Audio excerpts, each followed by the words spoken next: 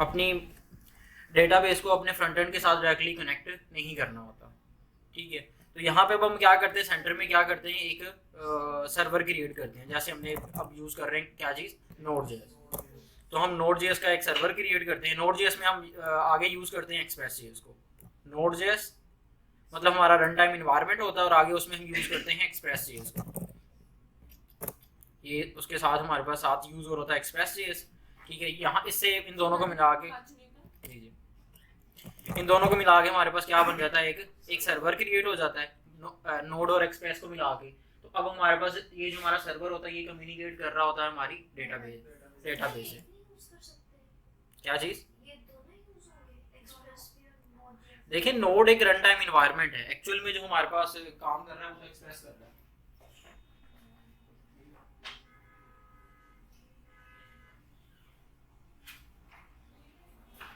New batch अच्छा, आप कह रहे हैं कि ये नोड और एक्सप्रेस दोनों ही क्यों? नोड क्या था, बिल्कुल स्टार्ट में मैंने क्या बताया था कि नोड एक हमारा रन टाइम इन्वायरमेंट है जो कि जावास्क्रिप्ट को ब्राउजर से बाहर एग्जीक्यूट करवा रहा है, बस इससे और कुछ नहीं। आगे जो हम जावास्क्रिप्ट की आगे जो समझने के फ्रेमवर्क यूज कर रहे हैं उसका नाम क्या है, एक्सप्रेस जेएस, जो कि वो हमारे पास वो सर्वर वाला फीचर हमारे लिए इनेबल कर रहा है कि किसी पोर्ट नंबर के ऊपर हमारी एक एप्लीकेशन जो है वो रन कर रहा है। वो कौन रन कर रहा है, एक्सप्रेस। ठीक है, तो ये नोड और एक्सप्रेस को मिला के हमारे पास क्या बन जाता है, एक हमारा HTTP सर्वर बन जाता है। और वो सर्वर क्या करता है, कहीं ना कहीं हम फ्रंट एंड में उसको क्या कर सकते हैं, हिट करके लिसन कर सकते हो, यानी उसके साथ वो सर्वर के साथ कम्युनिकेट किया जा सकता है फ्रॉम फ्रंट एंड। चलिए बताएं एक्सप्रेस दोबारा क्या करता है। जीएस जो है फ्रंट एंड वो रन टाइम एनवायरनमेंट है, और JS एक्सप्रेस क्या है, कौन JS? JS JavaScript programming language है। नोड जेएस हमारा समझ लें कि जो एक्सप्रेस का कोड है वो कहाँ पे चलना है, नहीं बात तो सुनी, वो फ्रंट एंड में क्या चलना है, फ्रंट एंड में तो नहीं ना चलना। फ्रंट एंड में तो सिर्फ हमारे पास जावास्क्रिप्ट का डॉम और बॉम वाले फीचर्स ही चलने हैं, डॉक्यूमेंट की मैनिपुलेशन और ब्राउजर की मैनिपुलेशन।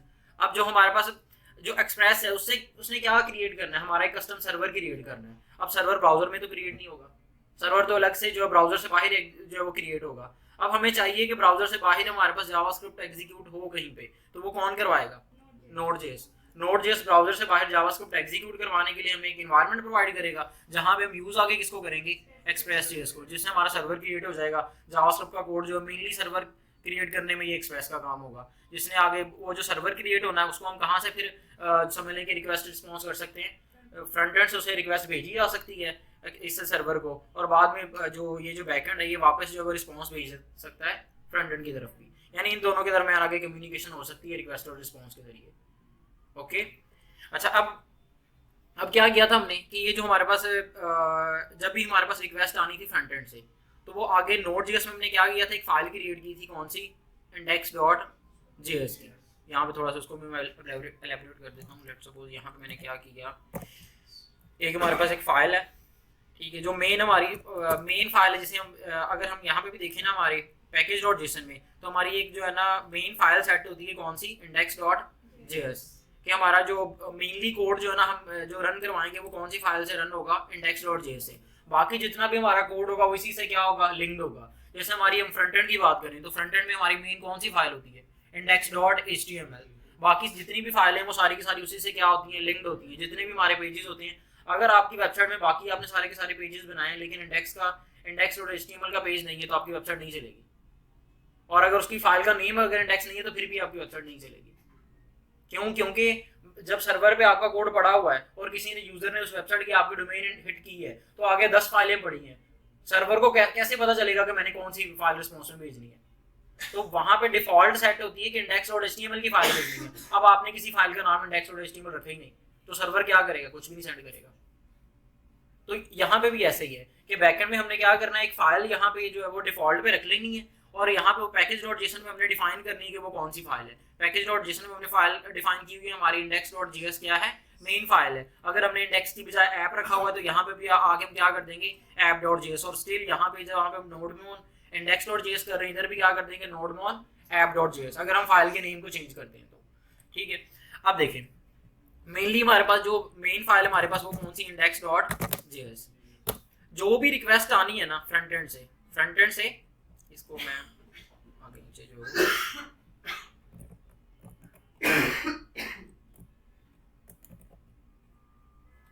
समझेंगे वो तो थोड़ा सा, जो भी फ्रंट एंड से रिक्वेस्ट आनी है वो यहाँ से पहले किस फाइल के पास आएगी, इंडेक्स डॉट जेएस के पास, वो आई इंडेक्स डॉट जेएस के पास।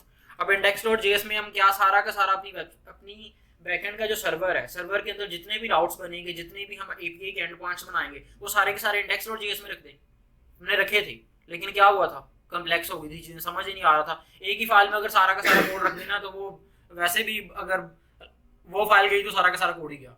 अगर उस फाइल में कुछ गलती से मैंने कुछ चेंजेस कर दिए हैं और मैंने गिट एंड गिटहब को सही तरह से कॉन्फ़िगर नहीं किया हुआ तो नहीं पता कंट्रोल जी कितनी बार हो जाएगा। अगर मिसाल के तौर पे मैंने चेंजेस करके उसको बंद कर दिया है तो वापस क्या कंट्रोल जी होगा, नहीं होगा।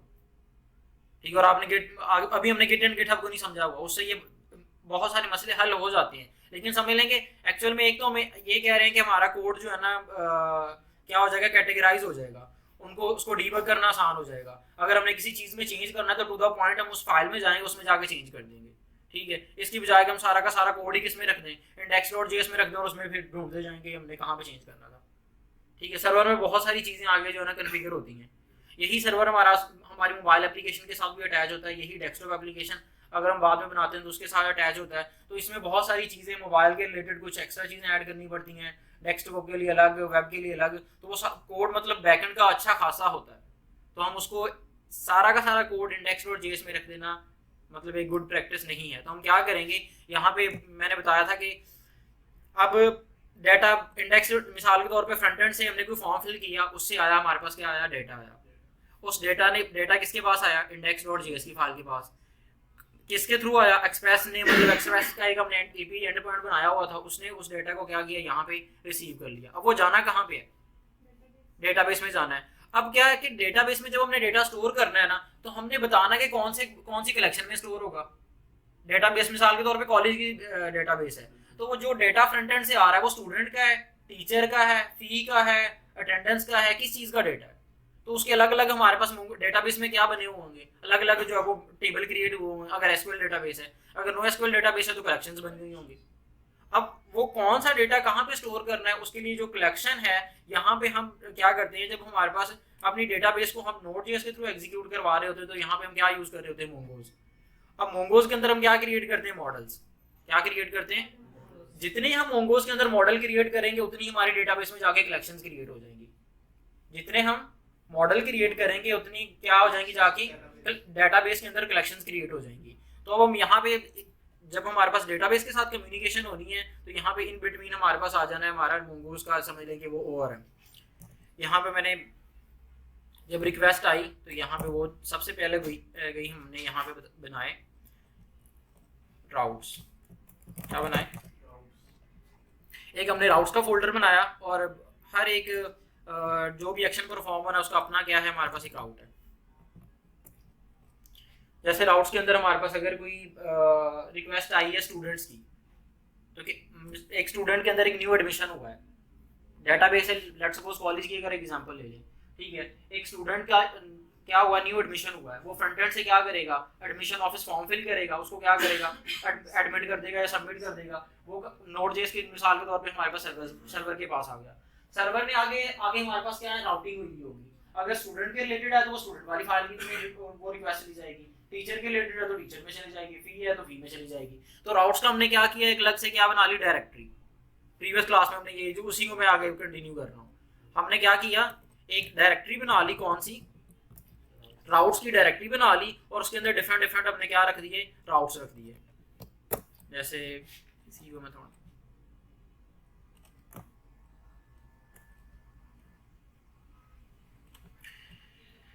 यहाँ पे इसको एक्सपेंड करके आगे साल के तौर पे एक हमने डायरेक्टरी बना ली स्टूडेंट्स की।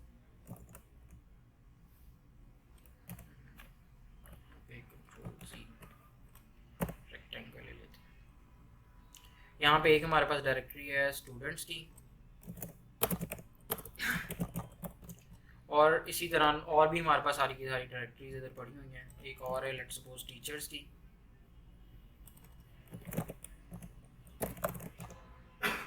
ये बस कोड को मैनेज कर रहे हैं, हम अपनी मर्जी से कर रहे हैं, जैसे मर्जी कर सकते हैं, लेकिन एक कन्वेंशनल वे जो है मैं वो बता रहा हूँ आपको। उसके अलावा ये हमारे पास आगे, ये हमारे पास आगे राउट्स वाला फोल्डर है। इसके अंदर सारे के सारे हमने राउट्स डिफाइन करके रखे हुए हैं, और हर एक राउट का आगे हमारे पास क्या है, आगे जो वो स्टूडेंट्स के राउट अलग हैं, टीचर्स के राउट्स अलग हैं, और मेनली जो हमारे पास रिक्वेस्ट आएगी वो यहाँ पे आएगी। अब यहाँ से जो रिक्वेस्ट है वो फॉरवर्ड करेगा हमारे पास, ये यहाँ पे इस फाइल में हमने समझा था कि एक्सप्रेस जेएस का क्या होता है, हमारे पास एक राउटर होता है। हर फाइल के अंदर हमारे पास क्या होगा, एक्सप्रेस जेएस का एक राउटर एग्जिस्ट करेगा। उस राउटर को हम वहाँ से एक्सपोर्ट करेंगे और यहाँ पे index.js में क्या कर लेंगे, इंपोर्ट कर लेंगे।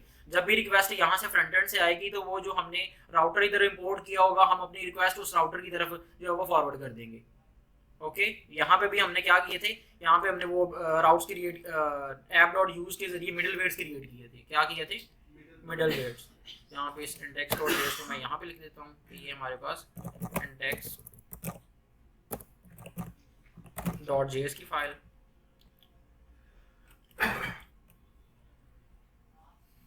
ओके, यहाँ पे इसके अंदर भी आगे हमने मिडलवेयर्स क्रिएट किए थे। रेक्टेंगल मिसाल के तौर पे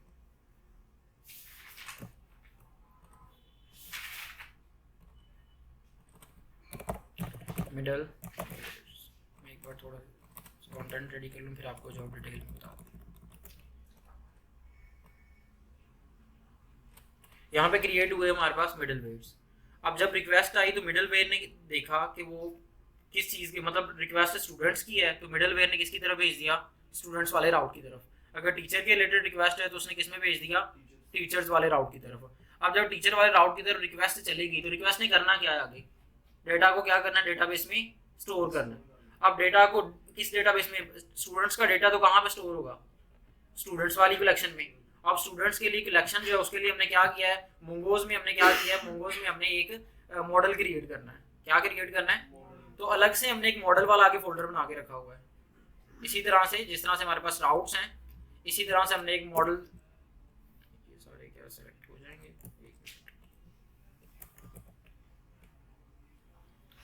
तो इसी तरह से आगे हर एक समझ लें कि हमारे पास राउट के आगे स्पेसिफिक हमारे पास क्या है, मॉडल अवेलेबल है। अब अगर एक स्टूडेंट का न्यू एडमिशन हुआ है तो वो आगे राउट जो है वो स्टूडेंट्स में चले जाएगा, स्टूडेंट्स के अंदर जो है वो राउट्स उनमें चले जाएगा। आगे वो यहाँ से रिक्वेस्ट किस में फॉरवर्ड हो जाएगी, स्टूडेंट वाले मॉडल की तरफ। अगर स्टूडेंट का न्यू एडमिशन हुआ है या कोई स्टूडेंट डिलीट हुआ है या कोई स्टूडेंट जो है वो समझ लें कि उसकी फी अपडेट हुआ है, उसका रिकॉर्ड कुछ ठीक हो गया, तो वो सारे के सारे जो राउट्स हैं वो कहाँ पे पड़े होंगे, इस स्टूडेंट्स वाली इस डायरेक्टरी के अंदर। अब जो एक्शन परफॉर्म होना है वो डेटाबेस में होना है, तो मॉडल्स के अंदर हर एक का अपना क्या पड़ा होगा, मॉडल पड़ा होगा। उस मॉडल को हम यूज करेंगे, उसके ऊपर अगर इंसर्ट की कमांड है तो इंसर्ट वन, इंसर्ट मैनी, जो भी कमांड है वो मतलब आगे करंट ऑपरेशंस परफॉर्म हो जाएंगे। किसके ऊपर, आगे हमारे पास मॉडल्स के ऊपर। अब ये चीज बताने समझ आई, ये नहीं आई। रिक्वेस्ट आएगी किस फाइल की तरफ, index.js की तरफ। यहाँ पे हम डिफाइन करेंगे एक मिडलवेयर। मिडलवेयर हम किस तरह से डिफाइन करते हैं, प्रीवियस क्लास में बताया था, app.use की कमांड है, मतलब app.use का एक मेथड है, ठीक हो गया। उसके अंदर हम अपना बताते हैं कि रिक्वेस्ट किस राउट से आ रही है और उसको किन राउट्स की तरफ भेजना है, किस राउटर की तरफ भेजना है। वो राउटर्स हम कहाँ पे बनाते हैं, अपने राउट्स वाले फोल्डर के अंदर, ठीक है। वो राउट्स स्टूडेंट्स के राउट्स हैं तो वो स्टूडेंट्स वाली फोल्डर में आ गए, फाइल में आ गए। टीचर्स के यहाँ तो टीचर्स में आ गए। यहाँ से रिक्वेस्ट इधर आई। अब टीचर अगर समझ लें कि एक न्यू स्टूडेंट ऐड हो रहा है तो उसका अपना राउट होगा, रिमूव हो रहा है तो अपना राउट होगा, डिलीट हो रहा है, अपडेट हो रहा है, उसके अपने चार पांच जितने भी राउट्स हैं वो आ जाएंगे। अब आगे इनमें से कोई भी राउट हिट हो तो आगे एक्शन किस पे परफॉर्म होना है, मॉडल पे ही। डाटा तो एक्चुअली उधर ही पड़ा है ना, उसी टेबल में। मॉडल समझ लें कि मॉडल एक हमारे पास मोंगोस का मॉडल है, डेटाबेस इससे अगली लेयर पे के साथ पड़ी हुई है। डेटाबेस किधर पड़ी हुई है, इससे आगे। अब मॉडल और इससे आगे जो हमारे पास जो कॉन्सेप्ट है ये आ जा रहा है हमारे पास मोंगोस का। यानी मोंगोस के जरिए आगे हमारे पास क्या है, यहाँ पे एक लेयर आ गई आगे मोंगोस की, जिसने हमारे क्या करना है, डेटाबेस के साथ कम्युनिकेशन करवानी है। इसके आगे आ गया हमारे पास मोंगोस, और मोंगोस के साथ आगे नेक्स्ट हमारे पास क्या आ गई, हमारी डेटाबेस मोंगोडीबी। लेकिन हर एक की मल्टीपल राउट्स होंगे। स्टूडेंट ऐड हो रहा है, रिमूव हो रहा है, डिलीट हो रहा है, हर चीज़ के अपने राउट्स हैं। ठीक है, आगे आगे हमारे पास मोंगोज की लेयर, मोंगोज क्या करेगा यहाँ से। सर मॉडल ने बताना है कि अब क्या वर्क हो रहा है, क्या काम हो रहा है थ्रेड में, बिल्कुल होना है, डिलीट होना है, बिल्कुल अपडेट बिल्कुल, होना है। हाँ जी, यहाँ ये इस तरह से हमारी जो है वो ये लेयर चलेगी। मतलब लास्ट पे हमारी जो डेटाबेस पड़ी हुई है जिसमें डेटा जाना है, जिससे डेटा आना भी है, और ये बाय डायरेक्शनल होगा, ये नहीं होगा डेटा सिर्फ जाएगा, डेटाबेस में से डेटा आएगा भी। कि जब मिसाल के तौर पे एक मैंने फ्रंट एंड पे क्या करना है, मुझे सारे के सारे स्टूडेंट्स का डेटा गेट करना है, तो क्या होगा, क्या होगा फिर, पहले पहले की रिक्वेस्ट हम फ्रंट एंड से भेजेंगे कि सारे के सारे स्टूडेंट्स का मुझे क्या मिल जाए, डेटा मिल जाए। वो किसके पास रिक्वेस्ट जाएगी, index.js में, उसके अंदर एक मिडलवेयर डिफाइन होगा कि रिक्वेस्ट किस चीज के रिलेटेड है, स्टूडेंट के रिलेटेड है, तो यहाँ से app.use के अंदर हमने क्या डिफाइन किया हुआ है, एक मिडलवेयर जो कि उसको रिक्वेस्ट को किधर जो फॉरवर्ड कर देगा, स्टूडेंट्स वाले राउट्स की तरफ। अब हम चेक करेंगे कि जी स्टूडेंट्स की तरफ जो रिक्वेस्ट आई है वो क्या रिक्वेस्ट है, गेट की है, डिलीट की है, अपडेट की है, पुट की है। अगर गेट की है तो हम क्या करेंगे, आगे वो कोई भी हो रिक्वेस्ट परफॉर्म तो किस पे होनी है, स्टूडेंट्स पे ही हो रही है ना, तो आगे हमारे पास स्टूडेंट्स का मॉडल क्रिएट हमने किया होगा, मॉडल मीन कलेक्शन। अब वो रिक्वेस्ट यहाँ से वो एक्शन परफॉर्म हो जाएगा हमारे किसके ऊपर, मॉडल के ऊपर। यानी स्टूडेंट्स को अगर फाइंड करना है तो हम उसी मॉडल के ऊपर डॉट फाइंड की कमांड लगा के सारे स्टूडेंट्स निकाल लेंगे।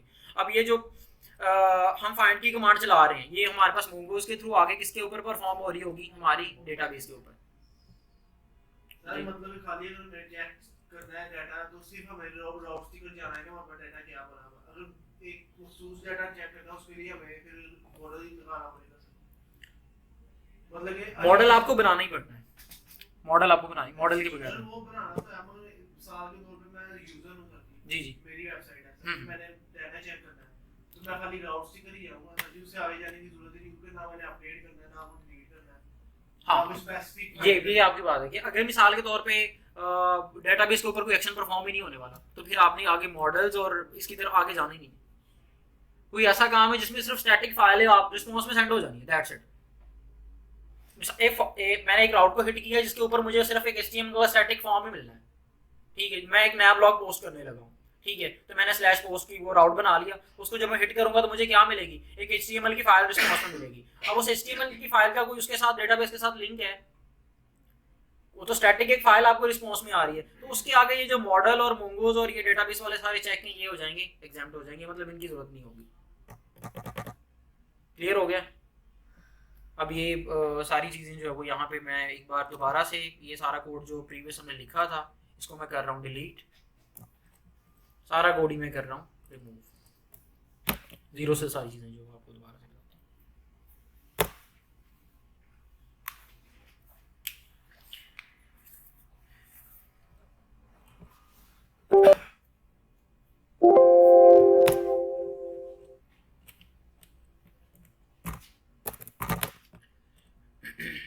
मैंने ये बताया था कि ये सारे काम जो हैं वो सारे के सारे index.js में भी हो सकते हैं, लेकिन वो बहुत मैसी हो जाएगा, बहुत सारे राउट्स जो हैं वो उधर ही एक ही फाइल में सारा का सारा कोड आ जाएगा। ये आगे जो मैंने आगे index.js से आगे जो मैंने फाइल्स एंड फोल्डर्स के नेम रखने ना ये मेरी अपनी मर्जी के होंगे, कुछ भी मैं नाम रख सकता हूँ, यानी मैं ये राउट्स का मैं फोल्डर का नाम में जो है वो राउटर्स रख लूँ, मेरी मर्जी, ठीक है। मतलब यहाँ पे आगे जो भी होगी ना, मतलब डिफाइनिंग होगी फाइल्स एंड फोल्डर की, वो मेरी अपनी मर्जी की होगी। अब लेकिन ये होगा कि जिस नेम से मैं उनको डिफाइन कर रहा हूँ, जब मैं यहाँ से एक फाइल से दूसरी फाइल में डेटा इंपोर्ट एक्सपोर्ट कर रहा हूँ तो फिर उन्हीं नामों से ही होगा, ठीक है। यहाँ पे वापस चलते हैं, यहाँ पे एम्प्टी फोल्डर है नोड के नाम से और इसमें कुछ भी डेटा नहीं पड़ा। सबसे पहले हमें क्या करना है, इस फोल्डर के अंदर npm को इनिशियलाइज करना है ताकि मैं डिफरेंट npm पैकेजेस जो उनको क्या करूँ यूज कर सकूँ, उनको इंस्टॉल कर सकूँ, npm init। और आगे हमसे क्या पूछेगा, कुछ क्वेश्चंस पूछेगा जिनको मैं एंटर करके स्किप भी कर सकता हूँ, लेकिन अब मैं बता देता हूँ आपको। अब वो बता रहा है कि आपके जो है पैकेज का नेम, एप्लीकेशन का नेम क्या आएगा, क्या बता रहा है, बाय डिफॉल्ट क्या सेट हो जाएगा, नोड। और इनको हम जाके पैकेज और जेसन वाली फाइल में चेंज भी कर सकते हैं।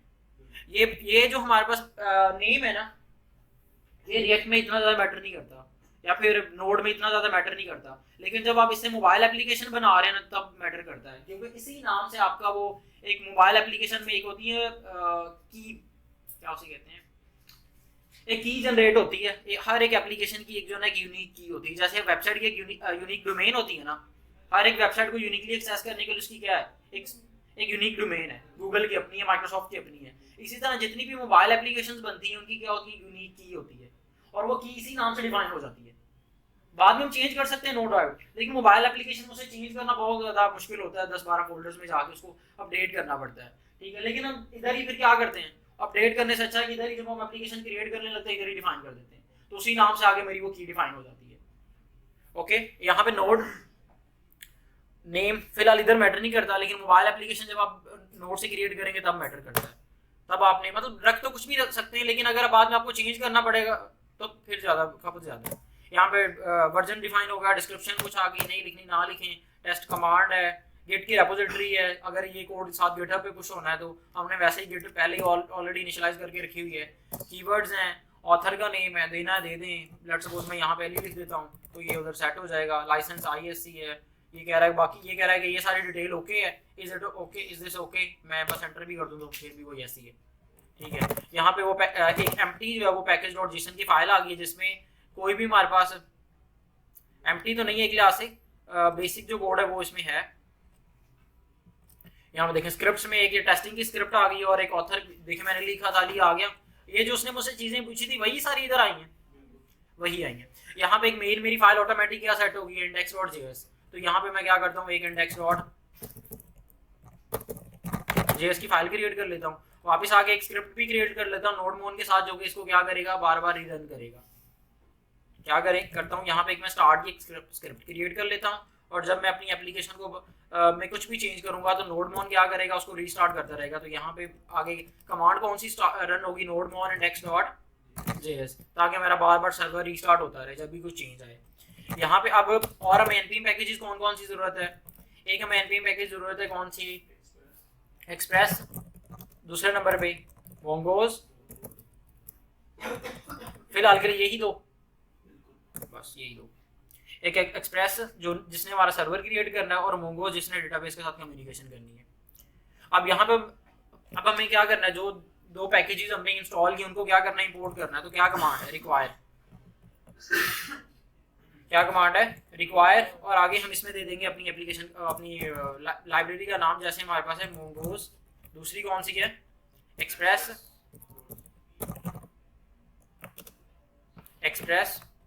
इन दोनों लाइब्रेरी को मैं क्या करता हूँ, एक वेरिएबल में भी स्टोर करके रख लेता हूँ।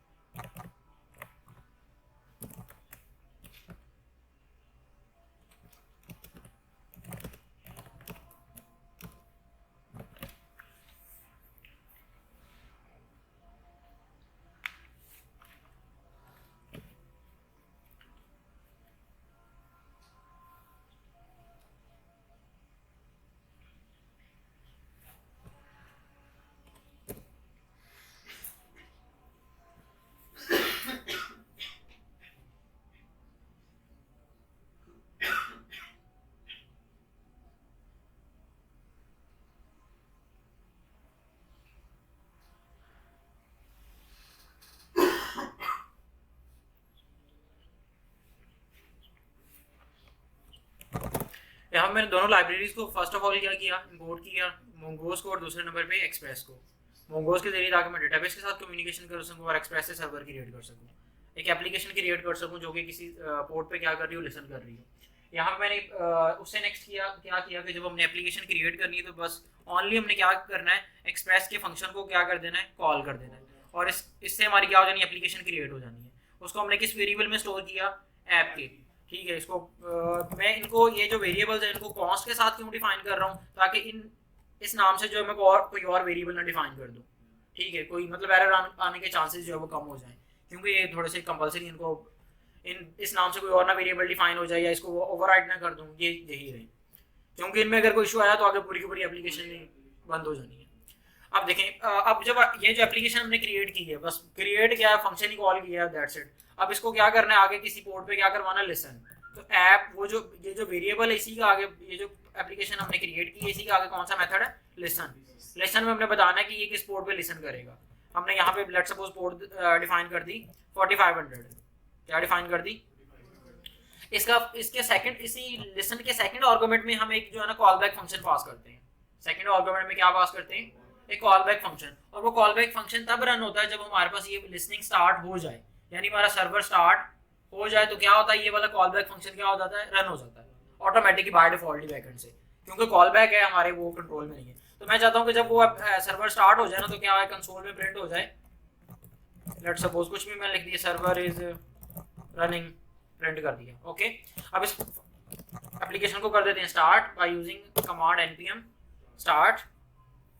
तो देखिए हमारा सर्वर क्या हो गया, लिसन होना स्टार्ट हो गया, यहाँ पे आ गया, प्रिंट हो गया, सर्वर इज लिसनिंग, ठीक है, रनिंग, सॉरी। यहाँ पे मैं लिख सकता हूँ रनिंग ऑन पोर्ट 4500, इस तरह कुछ मैंने मैसेज प्रिंट किया, ठीक है, server is running on port 4500। ये अब सर्वर जो है वो स्टार्ट हो गया, मतलब वो हमने एक्सप्रेस से जो सर्वर क्रिएट करना था हो गया। नेक्स्ट काम क्या है, डेटाबेस के साथ कम्युनिकेशन करनी है, तो क्या करना है, डेटाबेस को कनेक्ट करना है। इसी मोंगोज, इधर ही मैंने क्या किया, मोंगोज की लाइब्रेरी को कॉल किया, मतलब एक फंक्शन मोंगोज डॉट कनेक्ट का मेथड है मोंगोज डॉट कनेक्ट, और इसके अंदर हमने क्या पास कर देनी है, अपनी connection string Mongo dB colon // आगे हमारे पास क्या आ जाना है, 127 लोकल होस्ट का आईपी एड्रेस 127.0.0.1, और आगे पोर्ट नंबर बाय डिफॉल्ट कौन सी होती है, 0 डेटाबेस की 27017, और स्लैश लगा के हमने क्या दे देना, अपनी डेटाबेस का नाम। लेट्स सपोज मैंने डेटाबेस का नाम दे दिया कॉलेज दे दिया मिसाल के तौर पे, ठीक है, या फिर दे देते हैं ई कॉमर्स -ऐप, मैंने दे दिया ये अपनी, हमने क्या दे दिया अपनी मर्जी से, ये जो हमने नाम दिया इसी नाम से क्या हो जाएगी, हमारी डेटाबेस ऑटोमेटिक क्या हो जाएगी, क्रिएट हो जाएगी।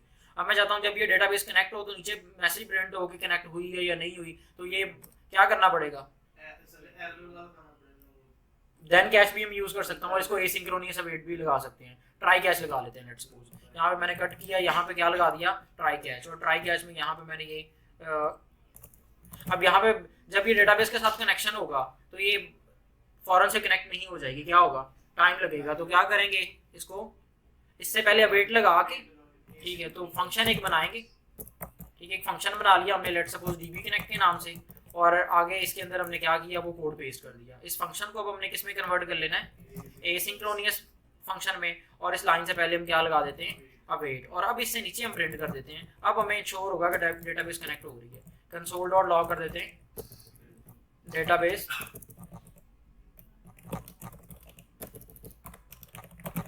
कनेक्टेड, ठीक है, और अगर नहीं कनेक्ट होगी तो हम क्या करेंगे,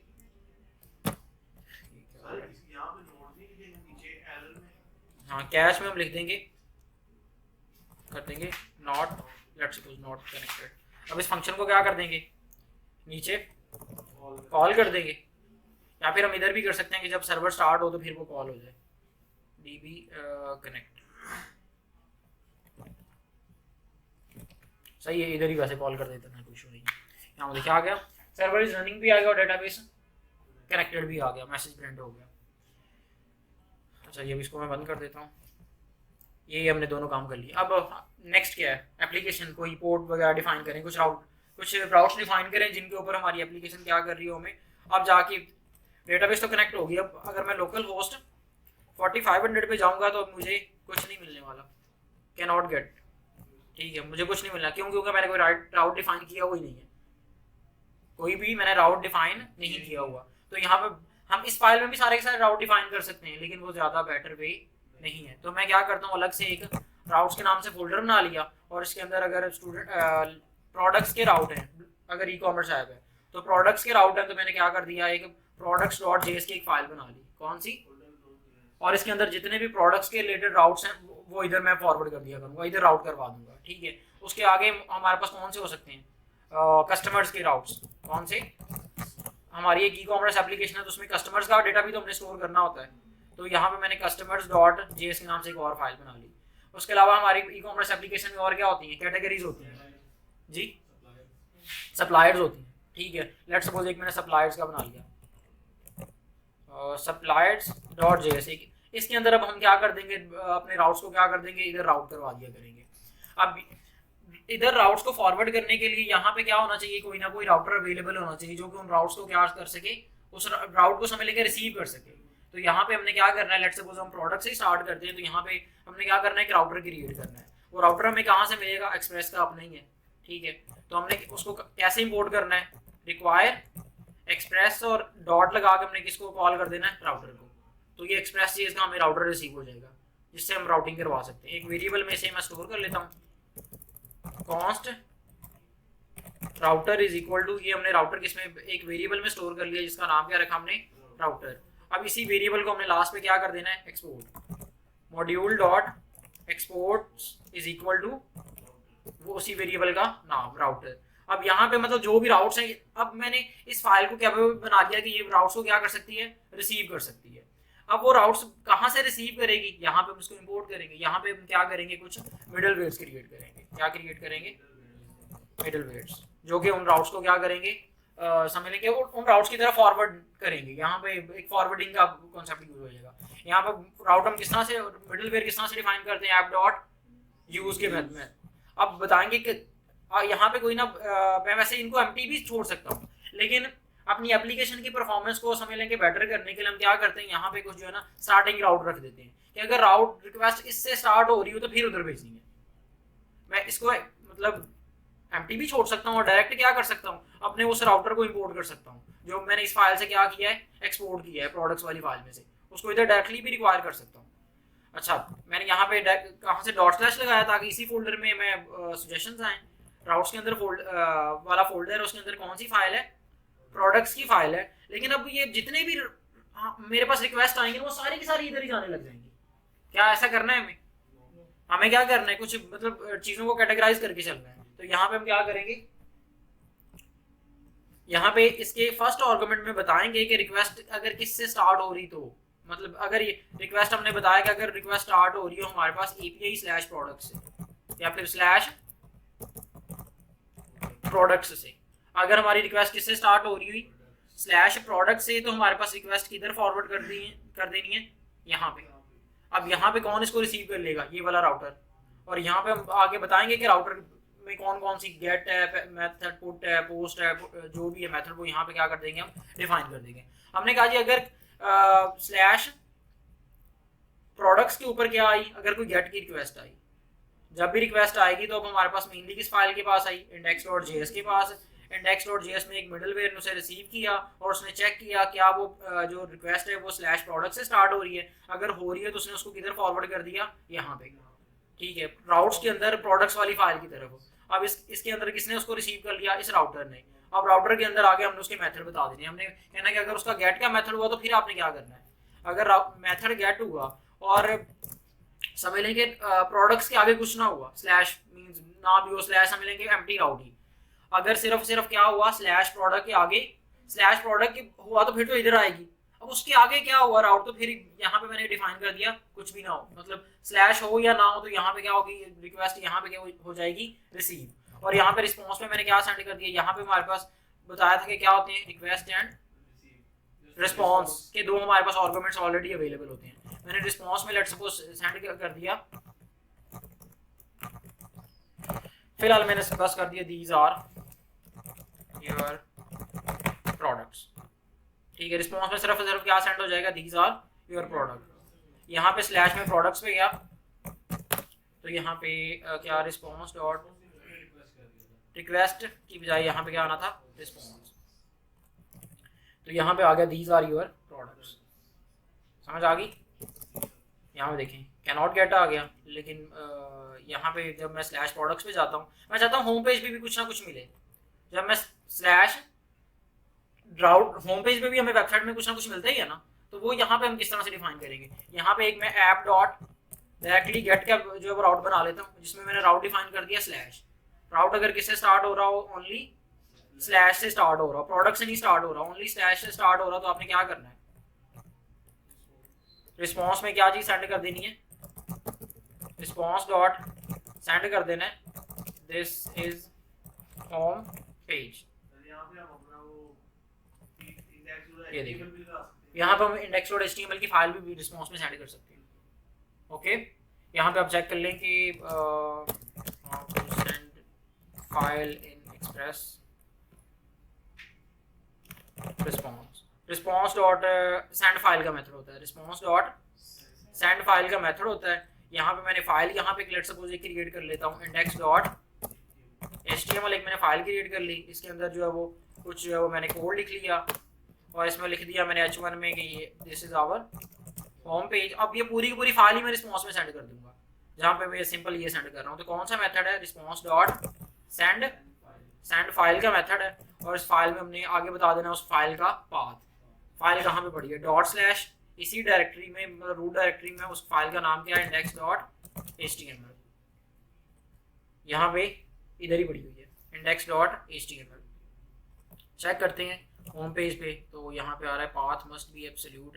यहाँ पे पता क्या हो रहा है, यहाँ पे हमने फाइल का जो हमें ना इस फाइल का ना कंप्लीट पाथ डिफाइन करना है। देखिएगा अगर मैं इसको रिस्पॉन्स डॉट सेंड फाइल की बजाय अगर अकेला सेंड कर दूँ ना, रिस्पॉन्स डॉट अगर मैं कंप्लीट इसका पार्ट डिफाइन करूँ, लेट्स सपोज मैं करता हूँ यहाँ पे इसको, यहाँ पे स्टैटिक जो है ना उनको इनेबल करना होता है, आई थिंक सो। एक मॉड्यूल है वो अभी मैंने आपको बताया नहीं, उसका नाम है पाथ, क्या नाम है, पाथ मॉड्यूल है, जो कि हमारे पास ना इसका बिल्ट इन मॉड्यूल होता है नोड.जेएस का, इसे हमें npm करके इंस्टॉल नहीं करना होता, ये बिल्ट इन मॉड्यूल होता है। क्या नाम है इसका, पाथ मॉड्यूल है। इसको मैंने क्या कर लिया, सबसे पहले तो इंपोर्ट कर लिया, पाथ को क्या किया, इंपोर्ट कर लिया। अच्छा इधर ही हम क्या करते हैं, इसकी मैं कुछ आपको ना टेस्टिंग करके दिखाता हूँ। यहाँ पे अगर मैं कंसोल डॉट लॉग करूँ ना, underscore underscore directory underscore underscore dir name, तो ये मुझे बताता है कि करंट मेरी वर्किंग डायरेक्टरी कौन सी है। ये देखिए बता रहा है एफ ड्राइव के अंदर वेब बैच है, उसके अंदर कौन सी वर्किंग डायरेक्टरी उसने बता दी, नोड। ये बाय डिफॉल्ट जो है ना ग्लोबल वेरिएबल होता है नोड.जेएस का, किसका ग्लोबल वेरिएबल होता है, नोड का। ये इसका उससे लिंक नहीं है, पाथ से इसका लिंक नहीं है। क्या नाम है इसका, अंडरस्कोर अंडरस्कोर डायरेक्टरी नेम। तो अगर मैं इसको क्या करूं, आगे जो मैं जब फाइल को सेंड कर रहा था, यहाँ देखिएगा, तो यहाँ पे मुझे क्या करना है, ये तो मेरा पाथ है ही है, लेकिन इसके आगे ही मुझे क्या करना है, इसके साथ वो दूसरा फाइल क्या जो अंडरस्कोर रूट डायरेक्टरी है ना, उसको इसके साथ क्या कर देना, मुझे अटैच कर देना है। देखिए मतलब फाइल का जो है ना पूरा का पूरा हमें पार्ट डिफाइन करना है कि फाइल कहाँ पे एग्जिस्ट करती है। तो यहाँ पे पहले तो हमारे पास पूरा का पूरा रूट डायरेक्टरी आ गई, उसके आगे हमने फाइल का नाम डिफाइन कर दिया, कौन सा, इंडेक्स डॉट एचटीएमएल। अब चेक करते हैं, आई थिंक सो अभी क्या होगा आगे, ये चीज़ दोबारा मैं आपको बताता हूँ। जब मैंने only slash index dot HTML लिखा ना, तो इसने फाइल को रिसीव नहीं किया। क्यों नहीं रिसीव किया, क्योंकि यहाँ पे कौन सा मैं इंपोर्ट कर रहा था, यहाँ पे तो मैं उस फाइल का पार्ट डिफाइन कर रहा था कि फाइल जो आपने सेंड करनी रिस्पॉन्स में वो कहाँ पे पड़ी हुई है। यहाँ पे मैं उसकी तरफ राउट नहीं कर रहा था। क्या राउटर वगैरह कोई मैंने डिफाइन किया हुआ है, नहीं किया हुआ। मैं ना उसकी तरफ राउट कर रहा हूँ, ना इसको क्या कर रहा हूँ, रिक्वायर कर रहा हूँ, और ना ही मुझे क्या आई सजेशन। जब मैंने टाइप किया कुछ सजेशन आई, ये देखिएगा मैं यहाँ पे डॉट स्लैश, अगर देखिए मैं स्लैश लगा के इंडेक्स, कोई सजेशन आ रही है, नहीं आ रही। इट मीन्स यहाँ पे खुद से क्या आ रहा है, स्टैटिक पाथ में एब्सोल्यूट पाथ यहाँ पे नहीं आ रहा, एक स्टैटिक पाथ हम डिफाइन कर रहे हैं। तो जब मैंने स्लैश इंडेक्स डॉट एचटीएमएल लिखा, तो इसने पता है इससे कुछ नहीं समझा, इसे फाइल का पूरा पहले क्या पाथ पास हुआ, index slash index dot HTML, हालांकि स्लैश इंडेक्स डॉट एचटीएमएल नहीं है। पहले हमारे पास ये पूरा का पूरा ये हमारा नोड.जेएस का सर्वर है, उस सर्वर के अंदर हमारे पास क्या है, इंडेक्स डॉट एचटीएमएल की फाइल है। यानी ये वाला पहले इस नोड का पहले ये पाथ है, इस नोड वाली डायरेक्टरी का पहले पाथ है, बिल्कुल पूरा सी ड्राइव से, वहां से ये जो पूरा राउट हो रहा है। तो यहाँ पे देखिए हमें वो होम पेज मिल गया, ठीक है। अब यहाँ पे मुझे लेट सपोज यहाँ पे मैं क्या करता हूँ, मैं चाहता हूँ कि मैं होम पेज से ही आगे जब मैं क्लिक करूँगा, यहाँ पे कोई नेविगेशन बार बनाई हुई है, ए टैग, जहाँ पे अगर मुझे प्रोडक्ट्स पे जाना हुआ तो स्लैश प्रोडक्ट्स पे ले जाएगा, गो टू प्रोडक्ट्स के नाम से एक मैंने लिंक बनाया हुआ है, यहाँ पे देखिएगा गो टू प्रोडक्ट्स पे मैं क्लिक करूंगा तो ये नीचे राउट देखना क्या बता रहा है, स्लैश प्रोडक्ट्स। अब स्लैश प्रोडक्ट्स के नाम से भी क्या है, राउट हमारे पास एग्जिस्ट करता है। जब मैं क्लिक करूंगा तो मैं दीज आर योर प्रोडक्ट्स वाला वो राउट मिल जाएगा। ओके, अब यहाँ पे भी दीज आर योर प्रोडक्ट्स की जगह पे क्या हो सकता है, HTML की फाइल आप सेंड कर सकते हैं। यहाँ पे भी HTML की फाइल आप सेंड कर सकते हैं। ठीक है, मतलब ये पूरा का पूरा समझ लेंगे राउटिंग सिस्टम हमारा अब चल रहा है। अब क्या कोई डेटाबेस के साथ एक्शन परफॉर्म हो रहा है, ये तो आगे मेरे पास गो टू प्रोडक्ट्स पे जाऊं तो यहाँ पे आ रहा है दीज आर योर प्रोडक्ट्स। अब यहाँ पे कुछ और करते हैं। ओके, यहाँ पे आगे राउट्स के अंदर हमारे पास क्या चीज़ आ गई, ये आ गया प्रोडक्ट्स। अच्छा, मैं क्या कर रहा हूँ, यहाँ पे राउट्स के अंदर भी ना एक फोल्डर बना रहा हूँ ताकि चीज़ें, क्योंकि मैंने मल्टीपल फाइल्स बनानी है, अपनी मर्जी से हमने कैटेगराइज करना है ना, तो मैंने एक और फोल्डर बना लिया राउट्स के अंदर। प्रोडक्ट्स का एक मैंने क्या बना लिया फोल्डर, और इस फाइल को भी किधर मूव कर दिया, उस राउट्स वाली फोल्डर के अंदर। अब जहाँ पे इंपोर्ट हो रहा होगा वहाँ पे भी हमें चेंज करना है। यहाँ पे राउट्स के अंदर हमारे पास क्या है, प्रोडक्ट्स वाला क्या है फोल्डर है, और उस फोल्डर के अंदर हमारे पास क्या पड़ी हुई है, प्रोडक्ट्स की फाइल पड़ी हुई है, क्योंकि इसके अंदर मुझे और भी फाइलें क्रिएट करनी थी।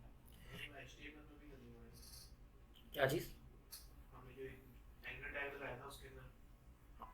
नहीं राउट तो नहीं ना चेंज हुआ, वो तो फोल्डर चेंज हुआ है, राउट तो वही रहा है ना। स्लैश प्रोडक्ट्स पे मैं जब जाऊंगा तो मैं इधर चले जाऊंगा, आगे ये पाथ जितना मर्जी लेंथी हो। सर वो आप बता देते ना, एक फाइल से दूसरी फाइल में जाने के लिए डबल स्लैश, नहीं डबल डॉट स्लैश होता है किसी एक डायरेक्टरी से बाहर आने के लिए। ओके, यहाँ पे देखें, जब मैंने स्लैश प्रोडक्ट्स पे आऊँगा तो आगे मेरी रिक्वेस्ट किधर फॉरवर्ड हो जाएगी, इस फाइल की तरफ। राउट्स के अंदर फोल्डर, उसके अंदर प्रोडक्ट्स का फोल्डर, उसके अंदर जो प्रोडक्ट्स की फाइल पड़ी हुई है, इस फाइल की तरफ मेरी रिक्वेस्ट चली जाएगी। इसके आगे मैं स्लैश कुछ भी नहीं लिखूंगा, स्लैश प्रोडक्ट्स जस्ट, और हमें क्या मिल जाएगी, ये दीज आर योर प्रोडक्ट्स, देखें अभी भी मिल रही है, go to products, these are your products. Okay, यहाँ पे नेक्स्ट मैं क्या कर रहा हूँ, इसी प्रोडक्ट्स में एक जो है ना एक फाइल बना रहा हूँ, इंडेक्स डॉट, इंडेक्स की बजाय मैं कुछ भी बना सकता हूँ, क्योंकि यहाँ पे इंडेक्स मैटर नहीं कर रहा, कुछ भी बना सकते हैं, क्योंकि मैं नाम तो खुद ही वहाँ पे एब्सोल्यूट डिफाइन कर रहा हूँ। यहाँ पे प्रोडक्ट्स डॉट जेएस की मैंने क्या बना ली, products dot HTML, products dot HTML की मैंने क्या बना ली, एक फाइल बना ली। इसके अंदर भी कुछ कोड लिख दिया, यहाँ पे मैंने कर दिया h1 में लिख दिया these are products। ठीक है, यहाँ पे सारी की सारी क्या आ जाएंगी, हमारे पास प्रोडक्ट्स शो हो जाएंगे। अच्छा, अब मुझे एक न्यू प्रोडक्ट अगर करनी है ना, पब्लिश करनी है, ठीक हो गया, तो यहाँ पे मैं क्या करूँगा, एक ए टैग बना लिया, न्यू प्रोडक्ट। यहाँ पे मैंने कहा जब इस पे क्लिक होगा तो ये कहाँ पे ले जाएगा, स्लैश प्रोडक्ट्स स्लैश न्यू वाले राउट पे लेके चले जाएगा। जब इसमें ए टैग पे क्लिक करूंगा तो ये कहाँ पे लेके जाएगा, स्लैश प्रोडक्ट्स स्लैश न्यू वाले राउट पे लेके जाएगा, जो कि अभी तक मैंने नहीं बनाया। यहाँ पे मैंने अब एक डिफाइन कर दिया न्यू प्रोडक्ट, क्या आपने न्यू प्रोडक्ट। अब मैं वो राउट यहाँ पे क्या करूंगा, यहाँ पे डिफाइन करूंगा, यहाँ पे इसको मैंने कॉपी किया। अब जब इस पेज पे भी आऊंगा तो यहाँ पे भी स्टिल मुझे क्या करनी है, वो फाइल सेंड करनी है। सेंड फाइल कौन सी, products.html वाली, ठीक है। यहाँ पे भी वो स्टिल अंडरस्कोर अंडरस्कोर, पहले डिफॉल्ट पे क्या आएगा, कंप्लीट डायरेक्टरी का नेम प्लस आगे फाइल का नेम स्लैश, नहीं देखिए आप फोल्डर का नेम हमें कंप्लीट डिफाइन करना है। कहाँ पे है, राउट्स है, राउट्स के अंदर हमारे पास कौन सी है, प्रोडक्ट्स है, और प्रोडक्ट्स के अंदर हमारे पास प्रोडक्ट्स डॉट, क्योंकि वो रूट से पूरा स्टार्ट नहीं बल्कि एक मिनट, ये अंडरस्कोर डायरेक्टरी जो है ना, पहले इसको टेस्ट करते हैं एक मिनट। अगर इसको मैं यहाँ पे प्रिंट करूँ तो ये मुझे क्या ये वाला फाइल पाथ देता है, या फिर ये मुझे